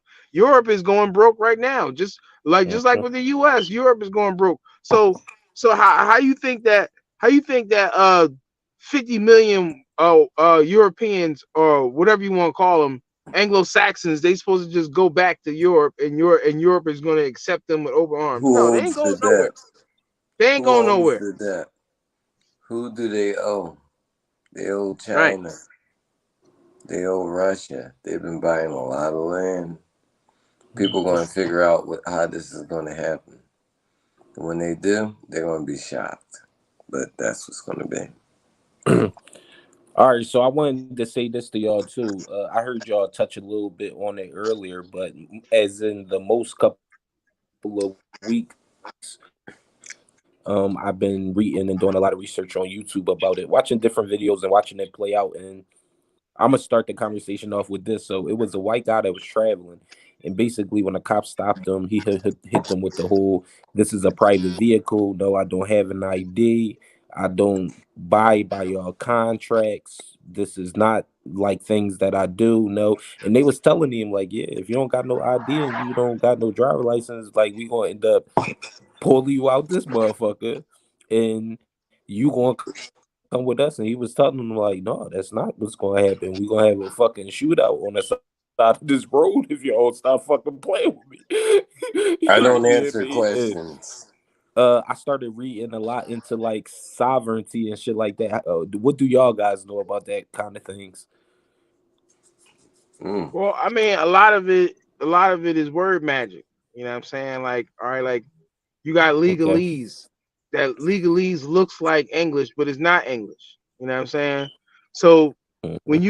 the more you learn about these things, now I've seen a lot of people get themselves fucked up by halfway doing this shit. You can't I when you think go it. down that when you go Mhm. down that road, of flipping the script on them and letting them know that you know legalese, you have to really know what you're talking about.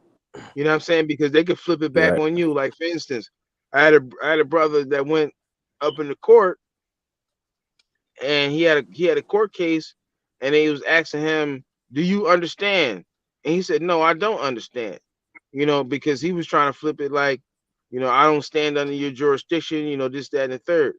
And you know, they aware that people are becoming aware. So they flipped it back Mhm. on him. They flipped it back on him. They said, "Oh, you don't understand." See, because the thing is that they can bounce back and forth between English and legalese. Even if they was talking legalese, they can lie and be like, "Well, Mhm. I actually meant that in English." They're not gonna say it like that, but that's to make it even more worse, because they can determine whether they, you know, in a Mhm. reactionary sense, whether they was using legalese or English or not. So when he responds to his statement in the legalese reference, he reverts back to English. "Oh, you don't understand. It's Oh, like a phone booth knife this fight. man don't this man needs a psychiatric evaluation because he can't comprehend English." So you got to really know your Mhm. shit. You know what I'm saying? So like if you drive, so you in a situation where you driving a car, and Mhm. they pull you over, and you like, I don't have to give you an ID. you know, and this, that, and the third. You got to peep the word magic that they say to you. You know, you got a registered vehicle, right? So if you have a registered vehicle and you got a driver's license, then you can't play that game. The only way that you can play that game is if you had a car, right? That you don't call a car. You can't have a license, right? Because you already choose to play that game, right? So we in it. All of us that we didn't get this information. We in it already. But you can't have a license, right? And when you buy the car, you can't have insurance. You can't have none of that kind of shit on there because you're registering that vehicle.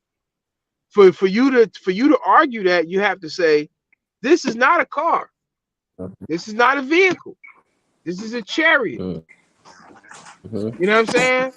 This is not a registered vehicle. I don't need it. I don't need a license plate. This is a chariot. Because then you can hold them. You can hold them to the laws of the words of the Constitution. I think all this is going to change after August.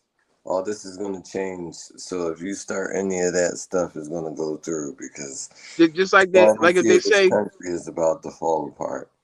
Just like how if they say you were driving down the street. No, I wasn't. I'm traveling.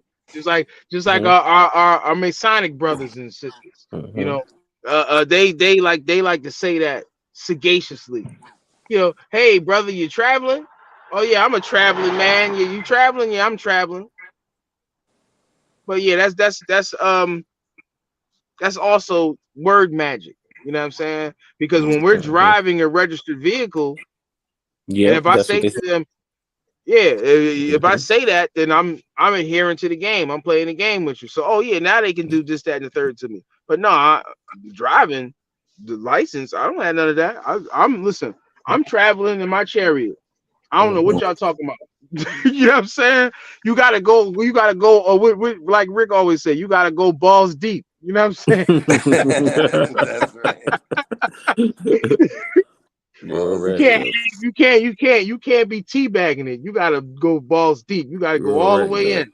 Yeah, you gotta get rid of all of that shit. You gotta get rid of them things and all that. So it's like a lot of times, you know, our brothers and sisters, they play with this and they get in trouble. You know what I'm saying? You know, and I'm not speaking ill against any of our brothers and sisters, you know, that's going, because anything that you going against the status quo in my book is good. So if that's your route, just know that they hold the cards at the end of the day. You're trying to play their game, and it probably might not end well. You know what I'm saying? I'll put it to you this way: after August, that's going to be not an issue because they're losing authority. They're losing authority because see, if they default on the debt, then they lose legitimacy, and then if they lose the petrodollar in August 1st. Then that's it, man. I'm serious. Like you gotta understand. I gotta say this. Somebody with some high clearance told me this, and you know, everybody get y'all pens and pads out and shit, and write down multi-assured destruction. MAD, MAD, multi-assured destruction. And what that is that's a protocol that's in place that if they was to ever lose a grip or even think that they was losing a grip on this situation, we would blow all this shit to hell. Oh, like you know what I'm saying? We will blow all this shit to hell. That means that I'm never losing. I'm never going to lose. If I'm going down, we all going down. That's how they got this. This how crazy these people are that they set this shit up. Why you think all them damn missile silos is all over the damn country in the ground? Did you see what movie was that? What movie is that? With the China with this is a predicated malevolence lace movie. Olympus is falling.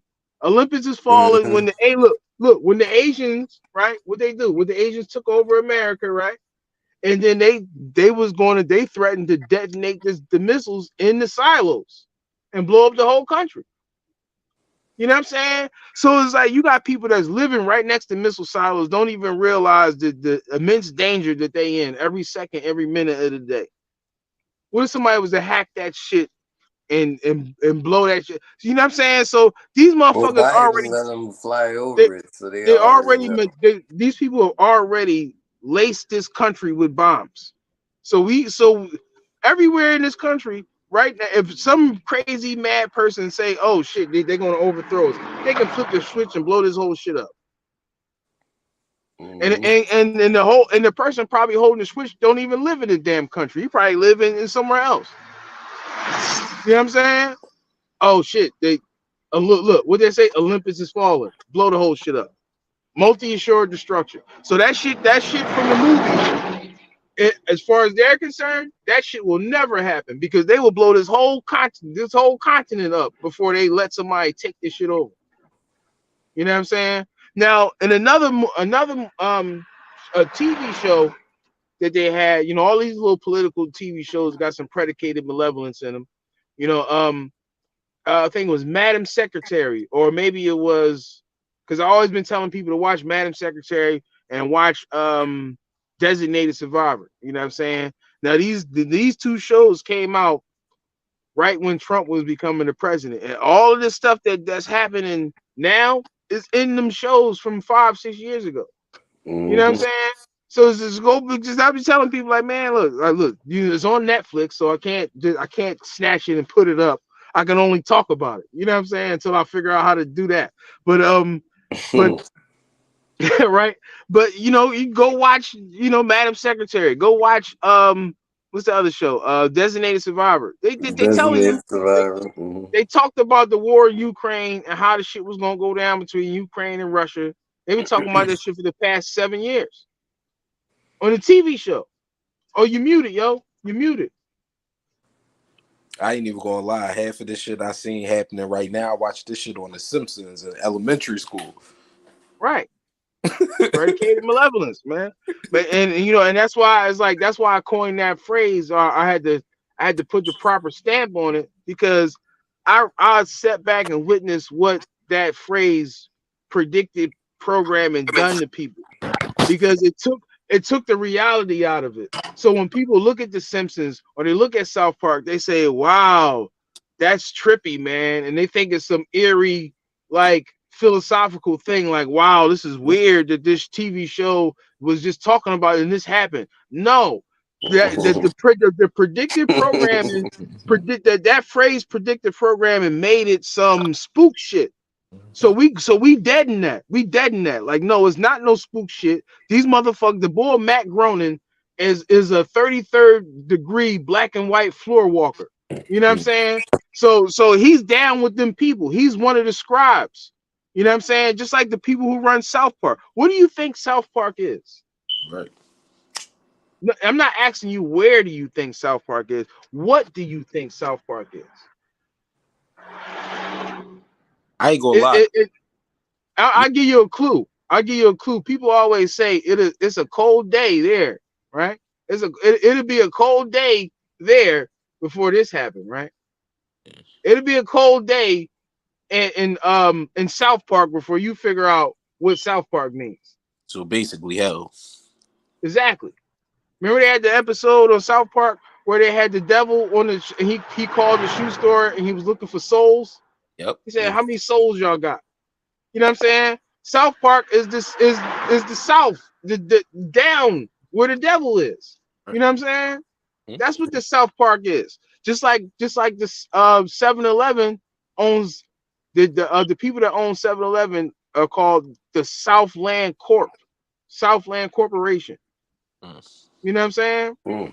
These people is getting they getting their 666 on, man. You know what I'm saying? Just like on what my map, the people in the South, I have Europe in the South instead of. Yeah, it makes sense. Mm-hmm. Yeah, they're getting their 666 on, man. Shout out to Khalid Muhammad, the late great Khalid Muhammad, and he did the lecture about the mark of these people, how they put the six on everything. You know what I'm saying? Just like when you file your taxes, right? If you work a job and you make more than $600, you got to report it to the IRS, right? You can get a tax break. You can get a tax break on a vehicle if it's 6,000 pounds or more, right? You know what I'm saying? Correct. So these people always leaving their market at 6 on everything, on every damn thing.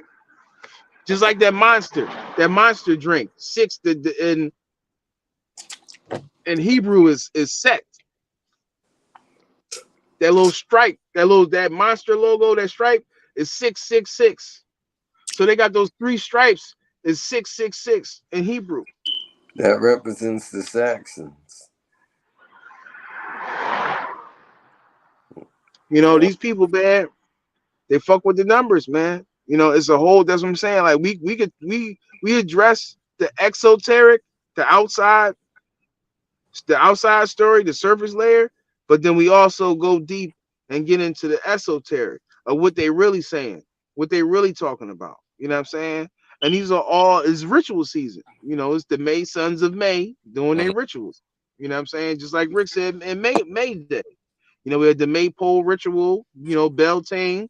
You know, just like I've been telling y'all for the past couple of years, every time around that time of year, some influential person just kicked the bucket. You know what I'm saying?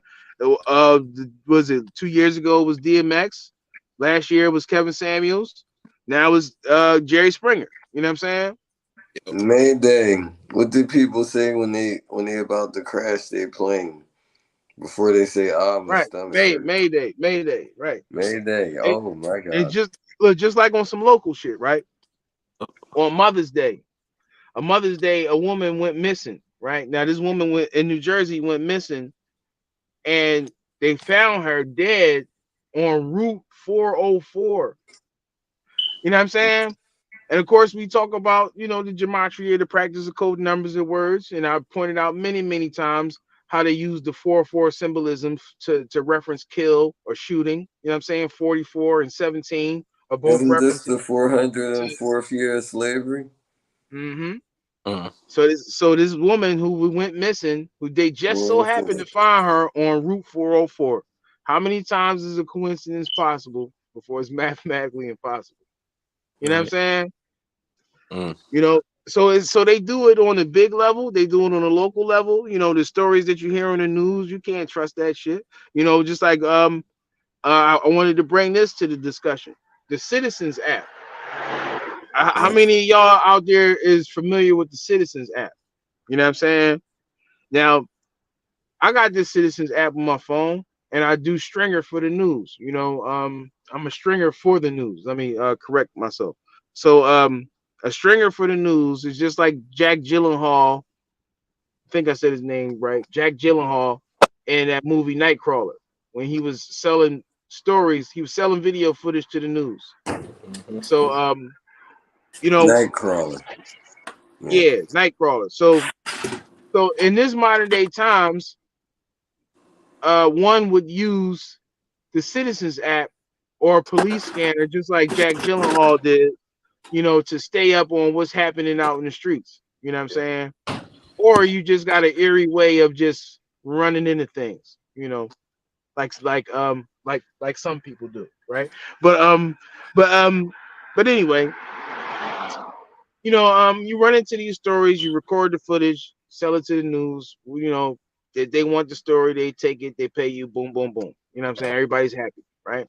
So one thing I noticed is that, you know, through doing this, you know, they say you put in 100 hours or something, you develop a skill.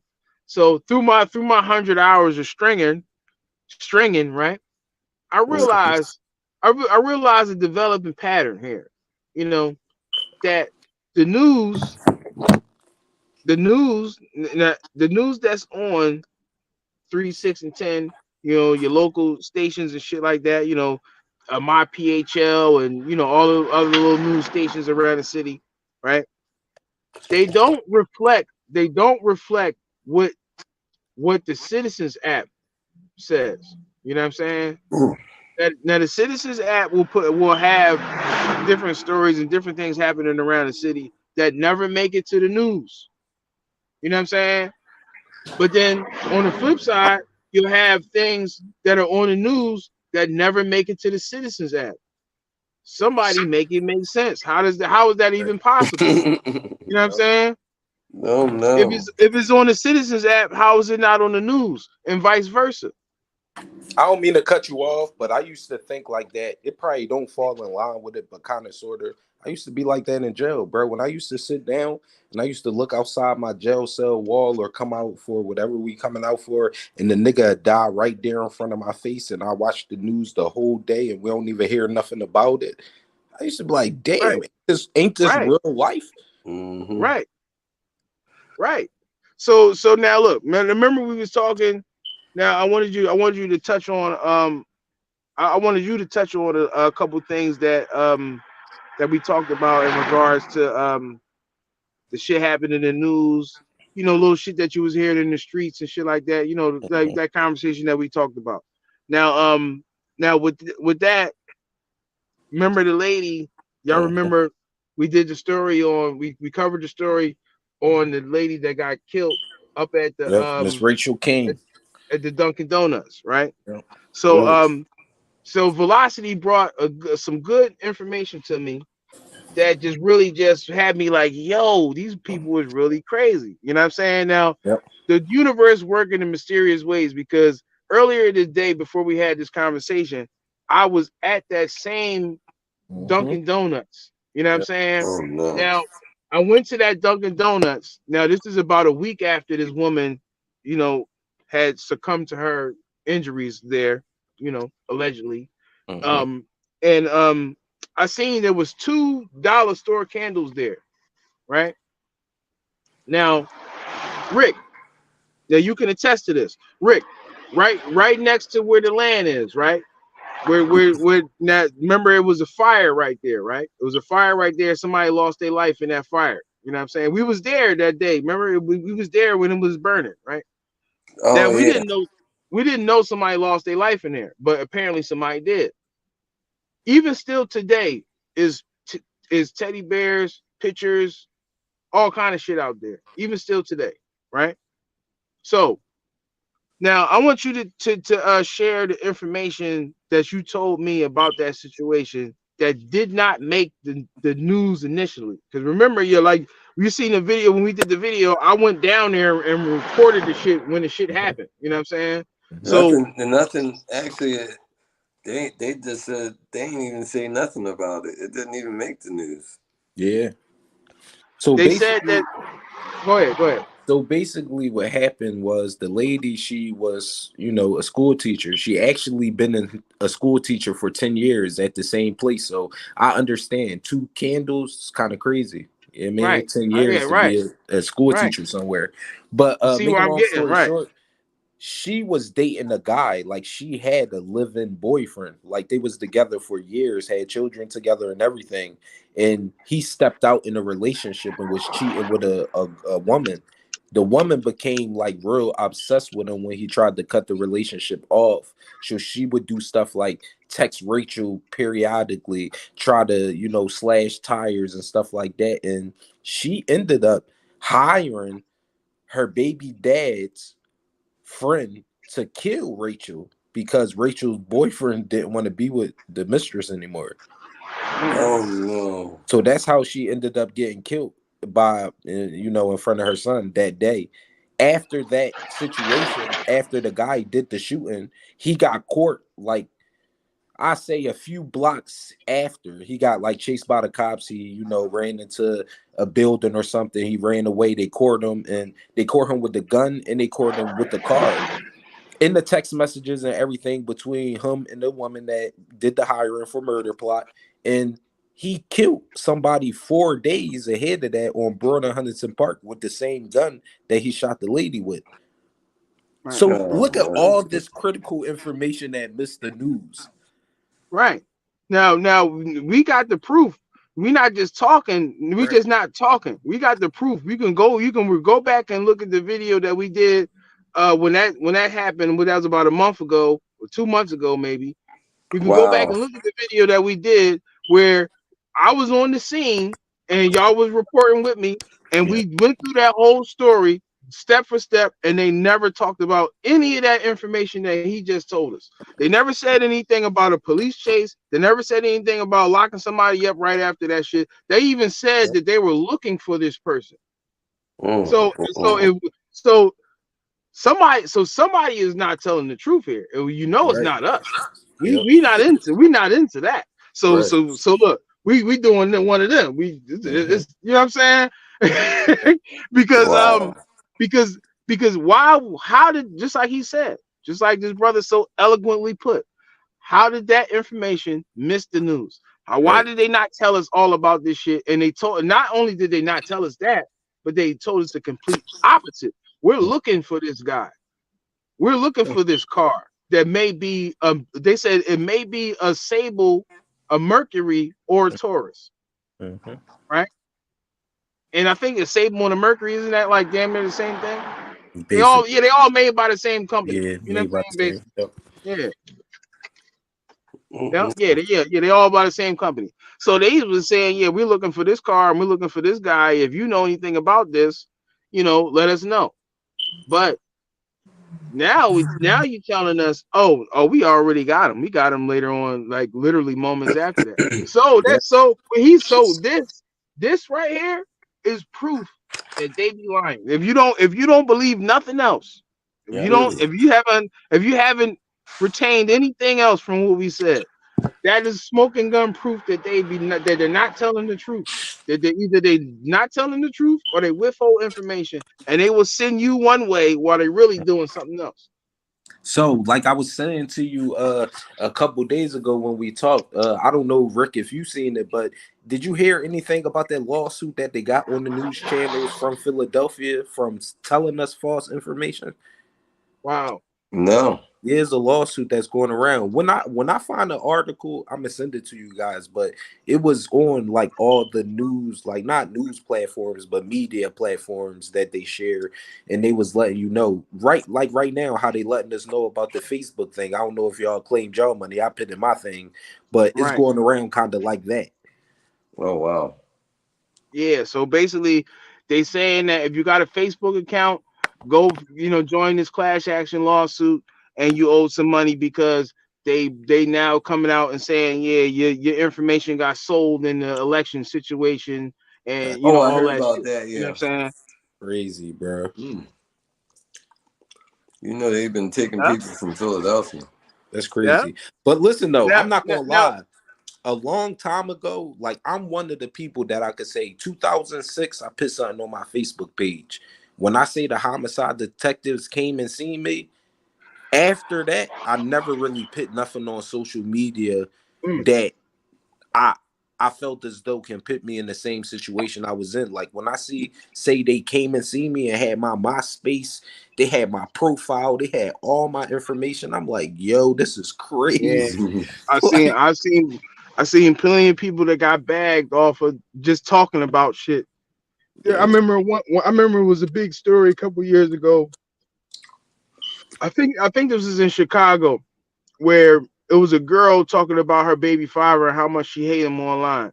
And she was Mhm. like, man, I hate this dude so much. Now look, now peep the wording of it. She said, I hate this dude so much that I would pay to get him off. That I would Yep, pay to I get him remember off. that. And then some dude commented and said, well, how much you trying to pay? And then she said like a stack. They Yep. locked both of them up. Yep. You know what I'm saying? They locked both of them up. Now it's arguable to say that they was just playing. Right. Now maybe she might have been serious, but it's very arguable that the person commented on it was just playing. Right. You know what I'm saying? People say wild shit on in the comment section all the time, Yeah. Well, all the he time. met the thought police. Yep. And because that was too close, because because He met and the because that thought was too police. close to be because that was too close because that was too close to terroristic. They had to tax him. You know what I'm saying? Welcome to Homeland Security. Yep. Yep. Yeah, man, this shit real, man. Like, you They gotta got the watch your thought words police carefully, man. department. Yep. And we all need that. Even myself need to be reminded of watching your words carefully. Mhm. Watching you say to people, and when you're especially in a written word, because saying it is one thing. It's like, man, whatever. You know what I mean? But when it's written, it's like, man, that's you had a chance to not send that or delete it. So it's like, when you sent the written word, it's like, oh man, that's damn near stone. You know, the written word is like damn near stone nowadays. They didn't. Yep. These people that with technology, they didn't turn paper into stone. Mm. Yep. So you could write something on this paper or screen on your computer screen, and it's like you written in stone because it ain't going nowhere. Even if you delete it. Yep. One Even of if, us is in like deep I remember trouble. I used to work at U-Haul, right? I used to work at U-Haul, and this dude, my supervisor, used to have a picture of his son on his desk, and everybody in U-Haul used to be like, "Yo, seen the picture that dude got of his son? What's up with him?" You know what I'm saying? Like his son is probably like 4 or 5 years old, butt naked in the picture, full body picture, and he got the picture sitting up on his desk Like for what? everybody to see. Oh no! And like you know he's one of the big wigs that sit up in there with all of the administrative staff, and you know when the rest of us that come in, you know, the peasants, when we come and get our check, we all got to see this dude and talk to this dude. When it's some HR shit or whatever, we got to talk to him. So you know everybody's seen this picture and they like, yo, and you know and the murmurs, you know, they spread, and people was like, yo man, what's up with dude in that picture? Why you got a picture of his son like that, right? You know, long story short, right? It was IT day, and they come in, the IT department come in and say, okay, listen, y'all, we got to update the system, and we're going to be shutting down the system and going to update everybody's computer, blah blah blah blah, all this little fancy tech shit, right? So basically, for them to do that, for them to update the system, you know, we're going to talk a little tech shit. For them to update the system, they had to first purge the system, so they got to go in and they got to go into every computer and then defragment the computer. So they got to drudge up everything that's ever been on the computer, even the shit that's been deleted, to wipe it so they can upgrade the system. That makes sense? Yeah. Oh So no! so now, like, right, Rick, you know where I'm going. You already know what's happening. So this dude, right now, I like the first part of the story. This dude got this weird picture of his son, right? That everybody thinks is a problem, but nobody says nothing. But he obviously don't think it's a problem. So when they wipe his computer, what do y'all think that they found on his computer? Definitely child pornography for sure. Man, they walked that dude out of there in handcuffs. Oh yeah, for sure. I can only imagine, bro. Walked him right out of there, big wig too. He was a big wig at U-Haul. You know, and if I knew his name, I would put him on blast. I forgot his name, but he was a big wig with a cul-de-sac bagel. You know, looked like he'd be eating like 5 cheesesteaks type. You know, South Philly white boy. You know what I mean? And he was in there scrolling, looking at little kids, man. Oh you know no! what I'm saying? But the picture was in there. Listen, they the said picture no. was in. Hold on, call the police. Yeah. Yeah. They listen. Damn. The shit was so smooth that nobody even knew what happened until they was walking him out. The cop, look, you know how the cops do. Certain people, when you do certain shit, they shame you. They didn't have to walk him past everybody like that, Right. but they rolled up all the IT people. I'm guessing because I wasn't there, so I don't know. But I'm guessing that while they was doing their shit, they just put the word in like, oh yeah, y'all need to come get him, and then probably didn't even say nothing because nobody knew because it was a shock to everybody. Like it was like, oh shit, damn, like all of staff, everybody was like, oh shit, you know what I'm saying? And I'm sure there was a lot of people that wasn't surprised. Yeah, they wasn't. Look, this is the thing. They wasn't surprised. They wasn't surprised that he had child porn. They were surprised that he was getting locked up. Right. Because the cops came up so smooth. It was like they just was like, oh yeah, we here to take so and so to jail. Like you know what I'm saying? It wasn't like it wasn't like, oh shit, you hear the sirens coming. It wasn't like an epic scene like that. It wasn't like you're going to jail, buddy. It wasn't like that. It was like they fixing the computers and then dude is just out of here. Yo, listen, y'all, why I seen them Quiet And it as was cat. all, and listen, it was all in the same day. And we only there for 8 hours. Mm. You know what I'm saying? So that you can imagine how fast this shit happened. yo, that's You know crazy. what I'm saying? He Right. This knew. shit He happened knew on my his ship. shit. This dude, when I came into work in the morning, this dude was the supervisor. By the time I was leaving, he was arrested. He was gone. You know what Yeah. I'm saying? That's how fast it happened, yo. It was like, damn. Because Mm. they told us about the IT He's on shit, a and they was new. like, He's on to embark on a new life now. Yo. man, he probably still in jail. Yo, listen, I seen a raid like that earlier. I go cop some, you know what I'm saying, from up the way. I'm at the corner store. The cops ride up. The way they raided the block was crazy. Y'all, they rode up. Everybody got out the car. The niggas that was sitting on the porch and everything, selling the weed and doing whatever they was doing. Why the hell? The nigga, soon after the cops did that and they got out the car, the niggas that was sitting on the porch, the cops smoothly walked over and just booked these niggas. They ain't turn on no sirens, no nothing. They get out the car and they go past, put that back up there. That's why I had holding this. See you come to getting up, just touching stuff, drawing in your girl bag and all that. Just go to sleep and chill. Yeah, Do your shit. You want to be sleepwalking and all that, just go Mm. to sleep. man, that's crazy. It'd be crazy. Like, you gotta watch your body on them strips, man, because Just go they to been sleep round and up chill. everybody and shit. You know what I'm Mhm. saying? Mind And your they business. Go to sleep and chill. You all in other people's business and you that shit wasn't is doing crazy. nothing but That laying shit is down chilling. crazy. They It's like, grabbing the porch monkeys. This is crazy out there, Please don't get man. up bothering me. You don't want to be on I the remember, porch. I listen. I done seen them dudes do all kind of sneaky, crafty shit. I remember, I I remember I was in Camden, right? And Camden, they soon raided this on spot, here, then I'm eating and I'm chilling. and like I these got niggas church. always sit on, I'm lost. they always sit on the step, right? Hmm. So what these niggas did was so crafty, and these wasn't no regular cops because they didn't even have handcuffs. They had the zip tie shit. You know what I'm Oh saying? no. So they zip tie these niggas, right? And make them sit on the step like they chilling. Mm. And when people was coming up to them, they was bagging them too. I ain't never seen no shit Oh like that. no. Oh no. You gotta be kidding me.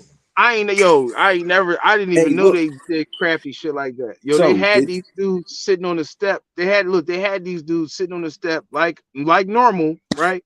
The only thing is that they zip tied, and the cops is like off in the cut, and they was bagging people while they was coming up trying to grab. And these dudes is already booked, but they just got them sitting out there like props, like you know what I'm saying? right. Like that's Hey, Oh look. yo, man, I ain't like never gummy seen no shit like bears. that, Did, yo. did y'all hear about the homicide detective guy that just was? Did y'all hear about the homicide detective guy that just got booked because a lady brother who got killed that was assigned to the case was going to her house and raping her and stuff, y'all, for like 5 years straight. Yeah, I did hear about that. That was on the news, right? It was on the news recently, right?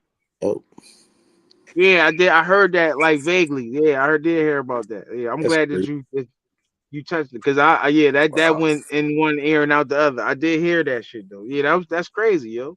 Crazy. But these Mm. dudes, they use that shit as power. They use their positions as power. They abuse their power and they do shit like that. A lot of them dudes is narcissists.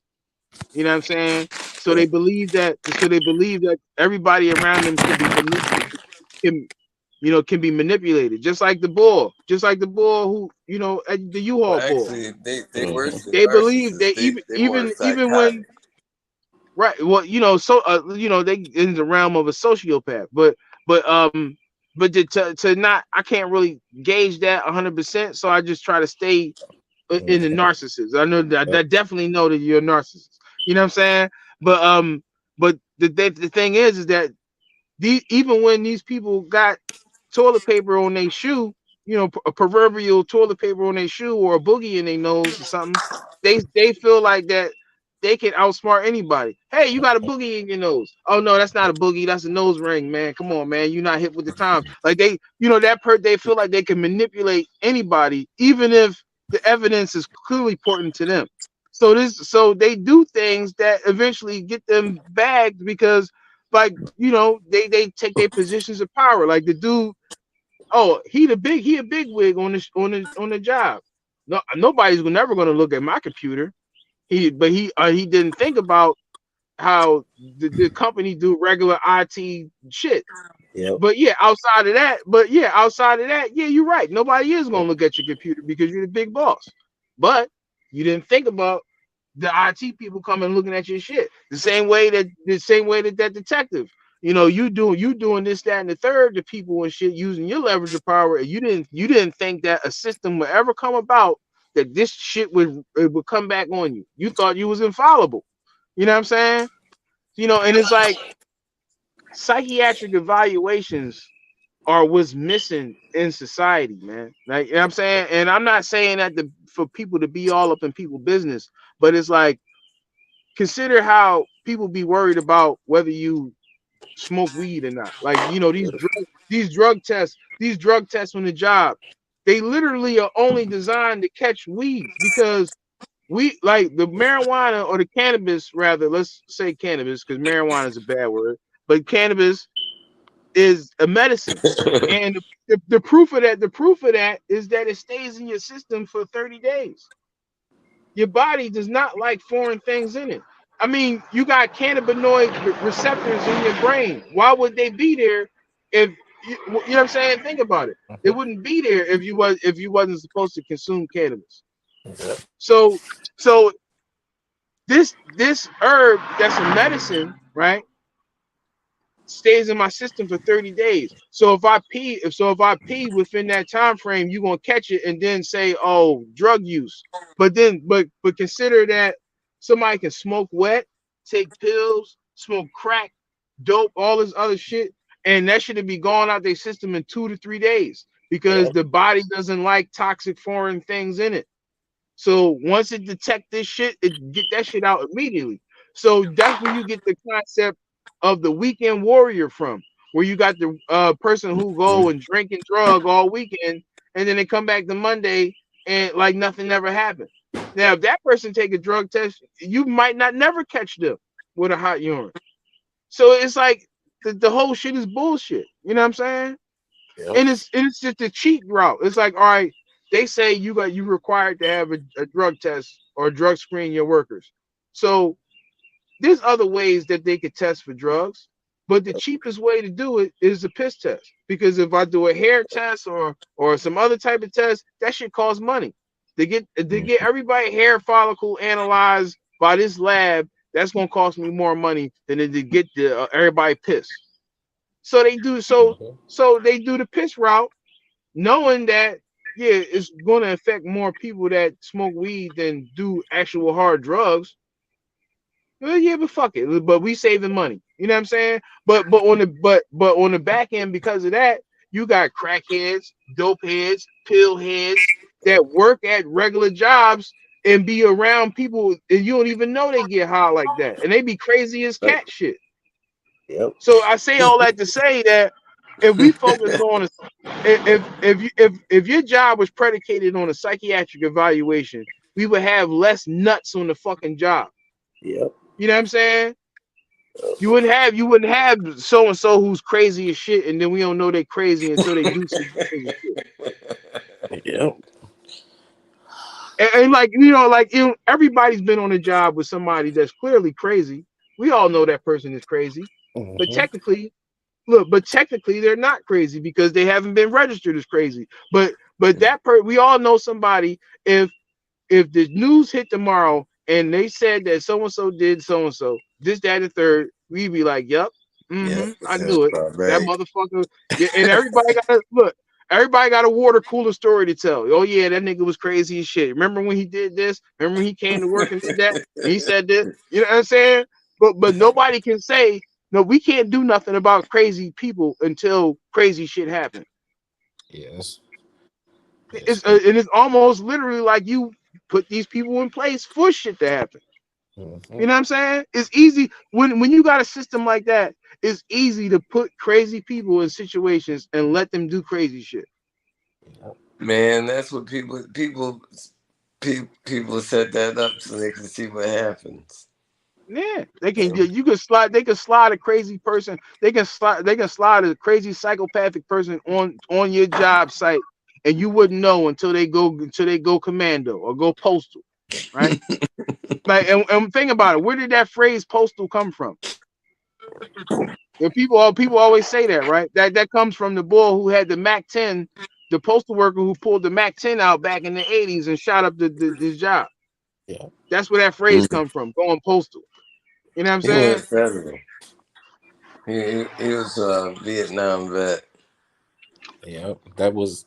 It's so funny because that's my pop. All the way to the T. My pop been at the post office for like 20, 30 years. He come and he fought in the war, but he be telling me all the time that same story. Yeah. Post traumatic That stress is syndrome. that is a story that lives in infamy. You know what I'm saying?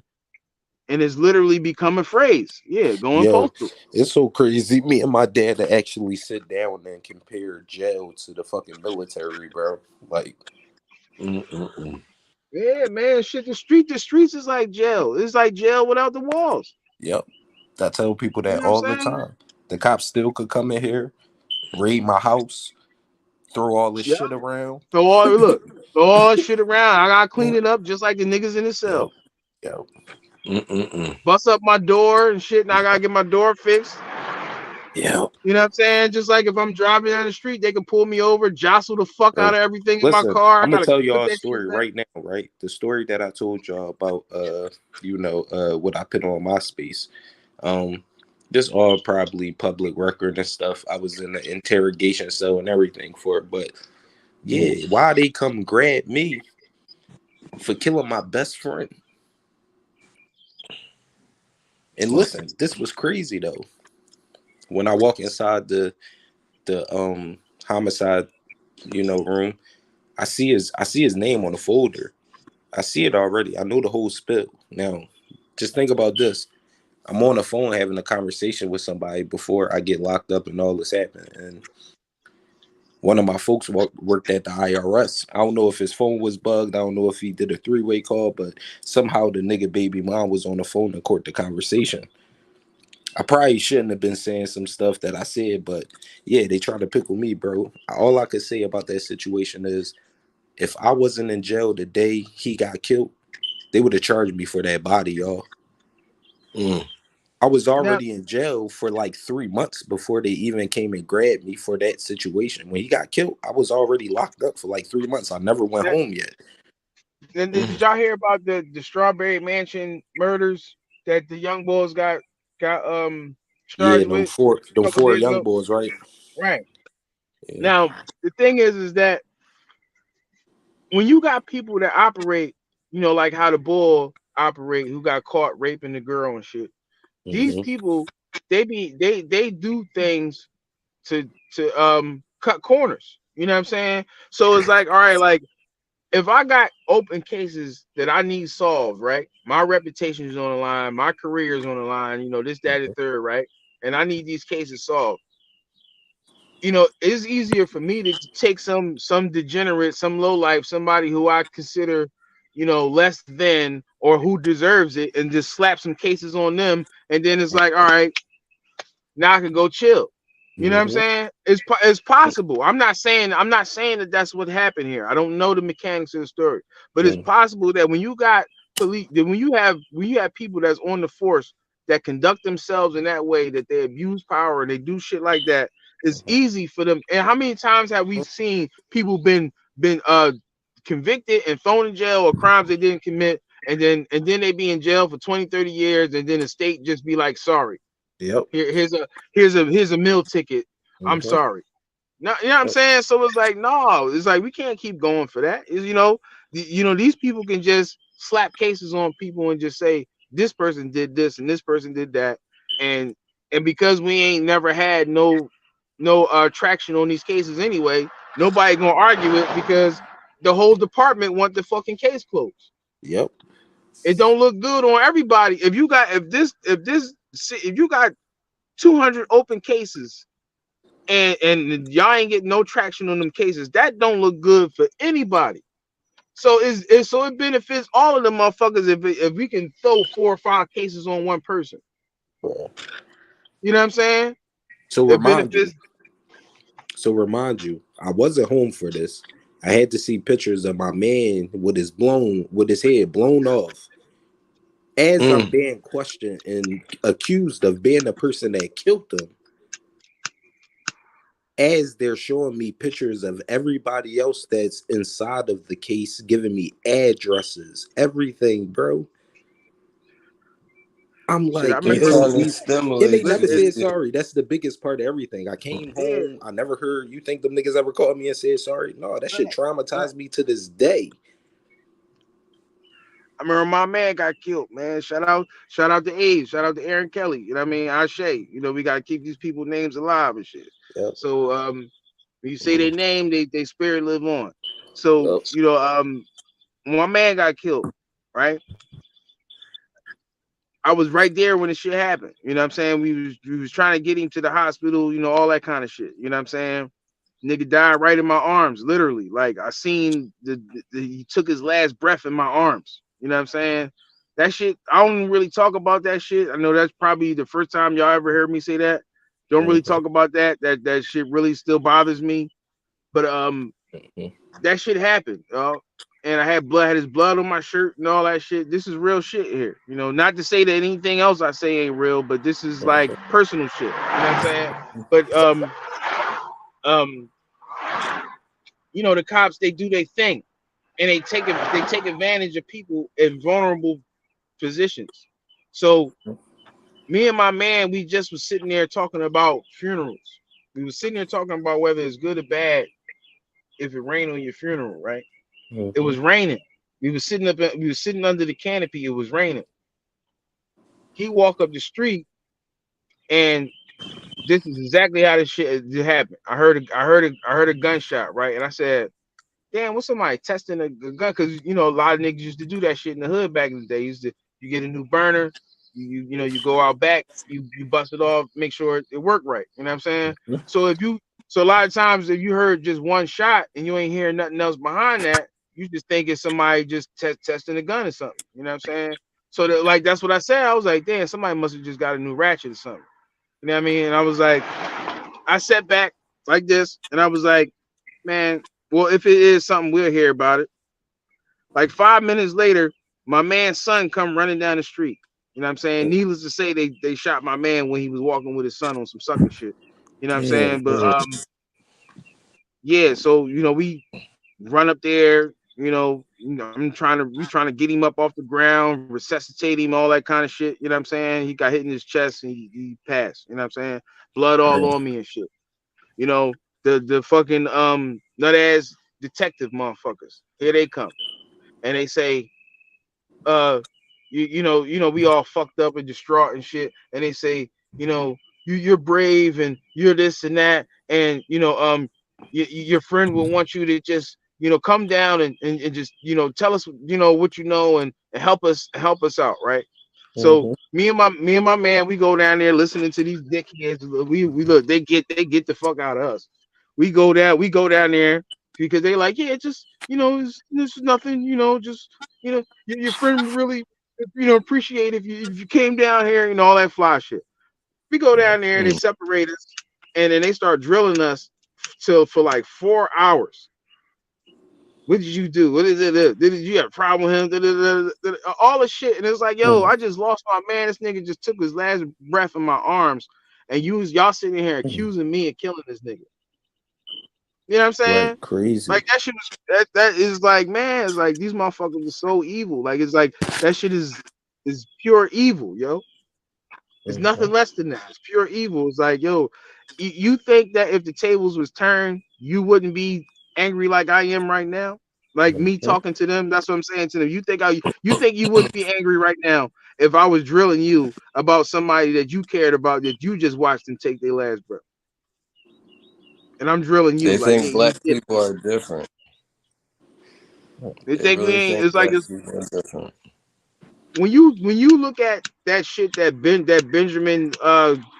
Benjamin Rush and all them motherfuckers said back in the day about nigritude and how black people don't got souls and feelings and shit. It's like when you see how these people conduct themselves today, it really make me think that that way of thinking is ingrained in their DNA. They might have never said that shit before. They might not even think about that shit, but it's like innately they're doing that shit verbatim, like doing that shit that people wrote about in 1800s. You're seeing this shit happen today in Yep. 2022. They're not saying, look, and it's the scary thing about it is they're not saying it, they're not vocalizing it, they're just doing it. It's And they like it's like, it's almost not it's like what you they're not think. even aware. It's like they're not aware of it. They're not aware that they doing evil shit. You know what I'm saying? Subconscious. It's crazy. How many times we see brothers and sisters be having to check, people for saying things that they didn't even know was offensive. Right. Right. A You lot. know, that shit don't come out of nowhere, yo. It's a part of Mhm. their nature and culture. That's what I'm saying, man. It's like some of that shit is epigenetic, man. Some of that shit is really epigenetic, yo. And it's just crazy. Like it's like I don't know if anybody is making a claim like that, but I really think that some of this bigotry is epigenetic, man. It's inherited. You know what I'm saying? For Because it's like several generations. because I consider the fact that we operate under the understanding that racism has to be taught, right? Mhm. That one has to be around someone who's racist to learn racist things, right? Mhm. But what if that's not the case? I Well, classism. consider somebody like Floyd Mayweather, right? Who one would say is gifted. I heard him say that most people are talented, but I'm gifted. You know what I'm saying? Because boxing is in his family, right? So he Mhm. is a product of his environment or his epigenetic DNA that has Mhm. been fortified by his uncle and his father and whoever else was fighting, right? So is it possible that if somebody can have physical traits or physical abilities and feats that they can inherit through epigenetic memory, is it possible that somebody can also inherit a mindset or a way of thinking in that Oh same yeah, for fashion? sure. Oh yeah, for Yeah, sure. They do. yeah. They just don't know it. They just Mhm. don't know it because they never known their uncle or their granddad or there's somebody in their family they got that trait from.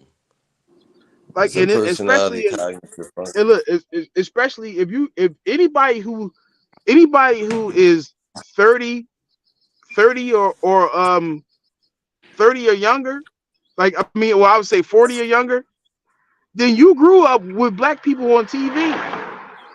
Mhm. So it's like it's not like you don't know who these people are. And it's not like everything that you've seen about black people is bad. It's like some people you got white kids right now that worship black people right now, yo. Like Mm-hmm. LeBron, like his white kids that run around. Like I remember when AI was the shit. I remember it be little white kids running around dressed like AI with the braids and the sleeve and shit. Y'all seen them? Mm-hmm. Mhm. You know what I'm saying? So it's like, how is it that those kids can grow up to be racist? Like that was 20 years ago. So is how could they be racist? How could they grow up to be racist if they grew up Mhm. worshiping black people? Because they're just Mhm. brutes. They're not So like it's not. So yeah. it's arguable. So that makes it arguable to say, well, is what they see and what they around. Not necessarily, because you got some people that still develop racist traits, even though they grew up watching black people and venerating black people their whole life. Like you got think about brother. You think about the white people that grew up listening to hip hop. That may be so, but they still have a class that they're in. And class is closer to biology on that level. Now we are trying to separate it and say, well, these people like they only like certain black people. They only like certain black people for the things that they do or the enjoyment, the the fulfillment that they provide, you know, whether through sports, entertainment, whatever. You know, that's arguable. But what if their reaction or what's going through their brains is bigger than that? It's like, yeah, no, it's like, yeah, I like that, or I can accept that, but it's still something else bigger than that that triggers certain behavior, certain reaction that just make them do things. I think that's possible. I think it's It's more than called the possible. I think that's subconscious. right. I think that's so. And actually, there's four corners of the mind. So you got your conscious mind, which is your ego, got your subconscious, and then you got your super ego and your id. So you got all these things that you have to, you know, be aware It's just of. like it's just like with the Jerry Springer situation, right? Jerry Springer, he um he did he did some he had some sexual improprieties with a black woman, right? So now you think about how for centuries, you know, you had these clear people who who enslaved people, and they had families and wives and shit like that, but even with their families and wives and their obligation to that, they would still go out and, you know, run down on some sisters, and, you know, that they, whether they owned them or they just went and just pillaged them, you know what I'm saying? And it wasn't even a crime. It was like, it was legal to do that, you know what I'm saying? They literally had to pass a law to say, hey, look, y'all got to stop doing this. Y'all got to stop going out and raping black women, you know what I'm saying? Forcing yourself on black women. You got to stop doing this. Y'all doing this, y'all just doing too much, right? That shit, just like Jory Leary said, that shit just don't go away. You know what I'm saying? If these people have been doing this shit for hundreds of years, that desire and that desire that they develop for generation after generation after generation, epigenetic memory sequence after epigenetic memory sequence, that shit just don't go away after you just pass a law. You know what I'm saying? Like, you think about the sex worker industry. Who's the biggest tricks? Tricking is the new way of forcing yourself on somebody. You know what I'm saying? Mm-hmm. Instead of me beating you down and taking what I want, I'll force you to give me what I want with the possibility of monetary gain. You know, I got money. What Lil Wayne say? It ain't tricking if you got it. So if somebody got money and you don't, it's just like them having a gun and you don't. They can take an advantage. They can take advantage of you. I can get you to do something that you probably wouldn't do if you had the money. You know what I'm saying? It's a way of taking some. Now you're taking advantage of someone. Instead of physically taking something, you're taking advantage of someone. So it's like, all right, like, just like, I remember I used to go out to the nightclubs and shit like that, and then you see the homeless dudes come up because, they trying to come up. They see a whole bunch of people outside. They like, well, I know somebody gonna give me $1, right? You know what I'm saying? So when dudes come up, they see a lot of get money dudes out there, niggas with chains on, flexing and shit like that, watches and shit, rings, and people around them. Mm-hmm. Homeless dudes come up and they say, hey, can I get $1 or something? And then you got these people that's the big shot. They want to dehumanize them and say, okay, yeah, do some push-ups, or have them do some inhumane type nut ass shit, making them perform for $2 or $3 or something. You know what I'm saying? And it's like, it's been plenty of times where I intervened that shit and was like, here, just take this money here. And I ain't got no big chains on and rings and shit on, but these dudes who got more money than me, you making this dude do all of this shit for some chump change? Here, just take this money here. Here's $2-3. You ain't got to be doing no push-ups. You ain't got to clean up the lot for $5. Here, go get something to eat. You know what I'm saying? And it's like, it's sad that people got that way, that behavior. It's like, it's like we validate ourselves through somebody else's anguish or putting somebody else down, because hurt people that happened to us, so we feel like it's just like, that happened to us, so we do it to somebody else. Just like with domestic violence, you witness your mom getting beat up and shit like that, and then when you get of age and in relationships, you think cool to smack somebody up because you saw your mom getting smacked up. You know what I'm saying? It's just an endless cycle. Somebody got to break the cycle. You know. Oh yeah. Well, the good news is um, the cycle's already broken. So I don't think this vampire system is going to go on anymore. So Vamp system, yeah, the the sun is vamp going system. to come up. And they're going to be going with the dew. Like August is Well, going to be crazy. I hope so too, but you know, I know that these people is crafty, and these people is crafty to the degree that they would fake their own failure. You know what I'm saying? They would fake their own failure to impose some new shit because it's like, oh damn, this shit fucked up. So now we got no choice but to do this. You know what I'm saying? It's Hunger Pretty Games. much. Remember, this is the Hunger Games. So these motherfuckers will make it. They will make it seem. You think these people don't know what they're doing? They are systematically dismantling this situation. We remember at the beginning of this whole show, right? We can say a lot of other things, but the beginning of this whole show that these people put together. Remember that dude who said what did he say, Rick? He said the American project is what? Oh, the American experiment is over. Over. He The says the American American experiment experiment. is over. And he did one, like, you know, they be doing, he did one of these over. Mm, You know what I'm saying? done. Yeah, that's pretty much it. And you know how they like doing, you know how gang members like throwing up gang signs. And he said the American project is over. You know what I'm saying? And they're gonna let Biden take all of this. He's gonna So take all the so all of this, so all this inflation and all this other stuff that's fucking this up and all of this mishandled this and mistakes here and mistake there is just it reminds me of the playoffs. It reminds me of watching a team play good against the same team all year. You can beat them all year, but then when you get in the playoffs, it's a you problem. just you just lose. Mm. You just lose. Like damn. I thought y'all had this in the bag. I thought they was nothing. Mm.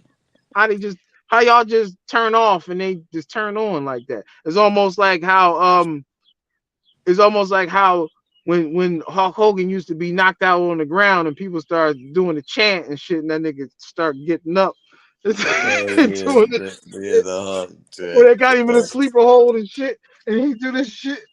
You know what I'm saying? He still ain't doing nothing. There's Yeah. nothing you could do. Hmm. You know, shout out to Rod D too. You know what I'm saying? Because Yeah. I know Rod D works at that. She worked at that school where that lady worked at. You know what I'm saying? Now I forgot what Velocity. I think he tapped out or something. Maybe his phone died. But I forgot what he said the lady name was. And we talking about the lady who passed away at the Dunkin' Donuts allegedly. You know what I'm saying? But she worked at that school that Rod D worked at. You know what I'm saying? Really? Now, yeah, that same school. Oh, You know what I'm saying? well, That's what that's she worked at. So I had to touch back on this because just like Velocity was saying that we find it kind of strange that a teacher who has teached at a school in North Philly for 10 years only had two candles at the last place that she took a breath, and her passing was broadcasted on the news, so it's not like people didn't know what happened to her, right? You know what I'm mm, saying? And I just think it's kind of strange. I think it's kind of strange that this lady, she worked at the school, you know, and I would say, let's ask Rod D. Did she know her? You know what I'm saying? Did she know this lady? You know what I'm saying? I don't know. You know, but it's kind of crazy. Like, two candles, $2 store candles Wow. for a teacher. I don't know, man. I think it'll be more than that out there for a teacher, man. You know what I'm saying? This We is got we got scumbags in the hood that get more teddy bears and roses than that. A teacher, 10 years in North Philly, and she only got two candles. Really? You serious right now? wow. Action News, y'all serious right now? Channel 3, y'all serious right now? Fox, you serious right now? Maybe I, they I'm not. was I'm not. I'm not buying that bridge. I'm not buying that bridge. Two candles, 10 years to 10 years teaching two candles. No. which one bought the candles? Who? Yeah, I think Fox, Fox or PHL or one of them. They bought the damn candles. You know what I'm saying? Wow. Because 10 years and two candles. That's a equivalent of one candle for every 5 years. There you go. That's enough. How many Wow. kids? How many kids do you think that she's seen graduate in 10 years for her to only get two candles? Yeah. See, we got to pay attention to detail out there, family. Y'all got to make it make sense. You know what I'm saying? See, so we had to come back and sharpen the sword. You know what I'm saying? Because you know, just like Kendrick said, when I don't say shit, real shit don't get said. You know what I mean? So it's like, Hmm. man, it's like we gotta come across hell and high water, to keep this shit going because there's too many charlatans out there that'll tell you to put the signing water on your forehead to open up your pineal gland. You know what I'm saying? You know what I'm Wow. saying? What's wrong with these dudes, man? These dudes still talking about the shape of the earth, but not the conditions on it. They No, crazy. they just bitching. That's all. We gotta be doing, not bitching. So they on that level. We So, got the plan. now the thing is that, you know, in the event that these people, they default on a situation, right? A lot of bullshit gonna go left. Programs gonna get cut. Inflation probably gonna keep going up. If you notice that gas start creeping back up on the low. I don't know if y'all Mhm. noticed that gas is creeping. You know what I'm saying? I just sent out a link for some free gas shit. I should put it in the description or some shit. What they say? I'm trying to be a streamer and shit. So I gotta learn how to do this shit right. But I literally was sending out a link to some of my peers and contemporaries, like, yo, look, this is a little discount for gas. You know what I'm saying? But yeah, that shit creeping back up. You know, but if they don't fix this situation, honestly, I kind of think they are going to fix it. Because I think that all fall in line with the script. But then even still, the script could go either way. Like, because like you said, Mhm. with the Hunger Games scenario, that would explain all of the landslide type of vibes that they're trying to create. And a landslide is basically a situation where they create a situation that just goes completely out of control, and those who can survive will survive, and those who can't survive won't survive, and then their extermination will be explained through the landslide event. So Mhm. nobody will have blood on their hands. At least it won't look that way to the untrained eye. But you know what I'm saying? A lot of people will be out of here because they They can't just fell survive. down the rock. Right? They could be, yeah, because they just got look, because they got stuck in a rut. You know what I mean?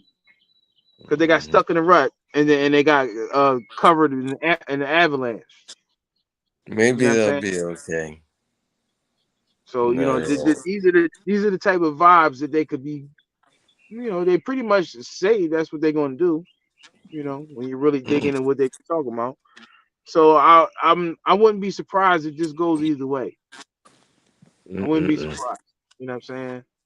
But resources is ideal, networking is ideal. Developing your networking, getting with your contemporaries, being serious about the things that you want to do in life, not getting Y2K. You know what I'm saying? And Y2K means, going to shit and throwing everything to shit because you think that today is the day and then tomorrow happens and now you done fucked yourself up. So, you got to be careful about this shit. You know what I'm saying? Mhm. You don't grab your bug out bag until you know that time to grab the bug out bag. You know what I'm saying? Because you might overshot it and Y2K yourself. You know, like, and to explain that, that basically means that, you know, back in 1999, they were talking about the year 2000. The computers was not going to recognize that it's 2000 is going to go all the way back to the 1900s, and everybody's shit was going to get wiped, right? You know, which now sounds completely ridiculous given what we know about the technology of computers, you know. But at that time, that was a real life scare, and people was like, "Yo, this shit is gonna go to shit. Everything that we own is gonna be fucked up." You know, I'm taking all my money out the bank. I'm doing this. I'm doing that. You know what I'm saying? And people did that. And then the year 2000 happened, in 2001, and so on and so on. And you know what I'm saying? And those people who basically grabbed the bug out bag or the proverbial bug out bag, Well, the they World found Trade they, Centers was bombed, so that they was a fucked themselves. They fucked themselves. Yeah, that was in 2001. But different. you know, but think about it. Think about it. If you Y2K'd yourself in 1999, and then you took the greater part of Well, 2000 trying to you missed the look, you best look, years then. look, you took the greater part of 2000 to reassemble yourself after Y2K'ing yourself, and then 9/11 happened. So it's Well, like so it's like you took one step forward and two steps back. You ain't getting far like that. no, You know what I'm you saying? messed But up. that's really the equivalent of that shit. It's like, damn, I'm just getting back from fucking myself, and then this bullshit happened, and then y'all change the whole world now. You know Now what I'm saying? somebody threw a grenade in the room. I don't know where it's at. And it's like, you know, the situation changed. You know, they do some crazy shit every 20 years or 22 years, or you know, about that. Every 22 years they do some crazy shit. You know what I'm saying? Yeah. And I hope to be wrong about that, because that means that we will be right on the cusp of some crazy dumb shit happening again. You know what I'm saying?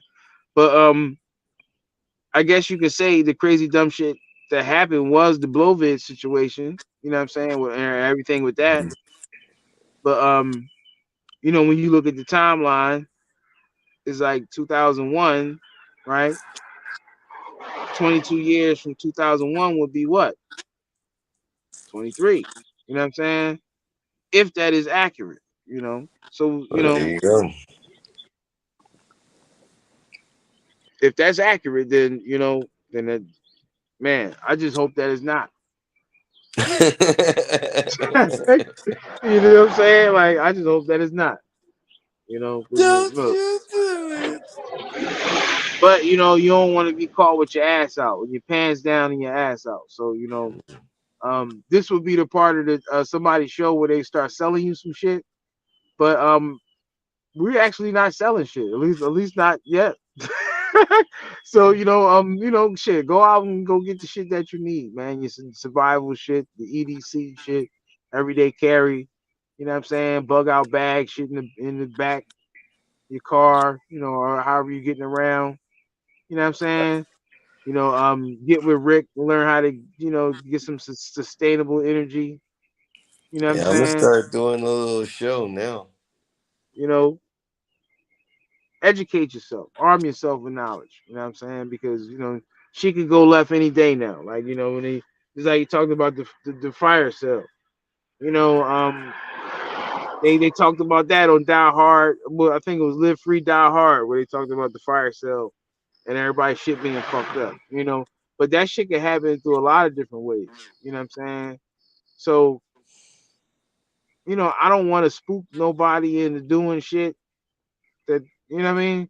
But it's like, man, you do want to be safe than sorry, you know. So, but you should already be. But if you watching this shit, then you should already be thinking like that anyway. So, you know, They tell I don't. shut up. Yeah, I mean, we're not scaring nobody, are we? No, Nah, no. shoot. Of If course not. I'm actually a Yeah, if you little bit watching this, on the if you time watching this, frame, if you watching this shit, then yeah, yeah. 'Cause but I don't I'm fear gonna monger. You know what I'm saying? We don't fear monger. We don't do I'm that. gonna get some rest. Well, yeah, I mean that's what we doing. We culminating to the end. You know, we about to sign off. You know, that's why we, you know, at this point, you know, because that's why I said this would be the point where somebody would be selling you some shit. But so since we not, we just recommending shit, you know. But we about to wrap this shit up. It's about almost 3 o'clock in the morning. Um, and shit, it's the time that we've been on here almost matched the time that it is. It's two Oh, I forty forgot four to in the tell you, morning. I met OG Law today. Okay, yeah. Shout out to OG Law. You know what I'm saying? Yeah, So we gotta reconvene and get the power back. You know what I'm saying? yeah. I'm You gonna know, see him tomorrow. yeah. All But yeah, right. we're gonna wrap this up. We're gonna leave that there. You know what I'm saying? Probably be back at y'all in another couple days or maybe tomorrow. I don't know. You know what I'm saying? However time permits. You know what I'm saying? But I definitely had to come on here and touch, reach the people, let them know where it's at on this 23rd day, which is now the 24th day. You know what I'm saying? But whatever. You know, Mm. niggas be on different. These L men be on different type time anyway. I think that's where that phrase came from. What type time you on? Mm. You a traveling man. What type time you want. But with that said, we're gonna leave that there. If you come across vital information, it's your obligation to share it with the nation. You know what I'm saying? So it's better to know Peace. something.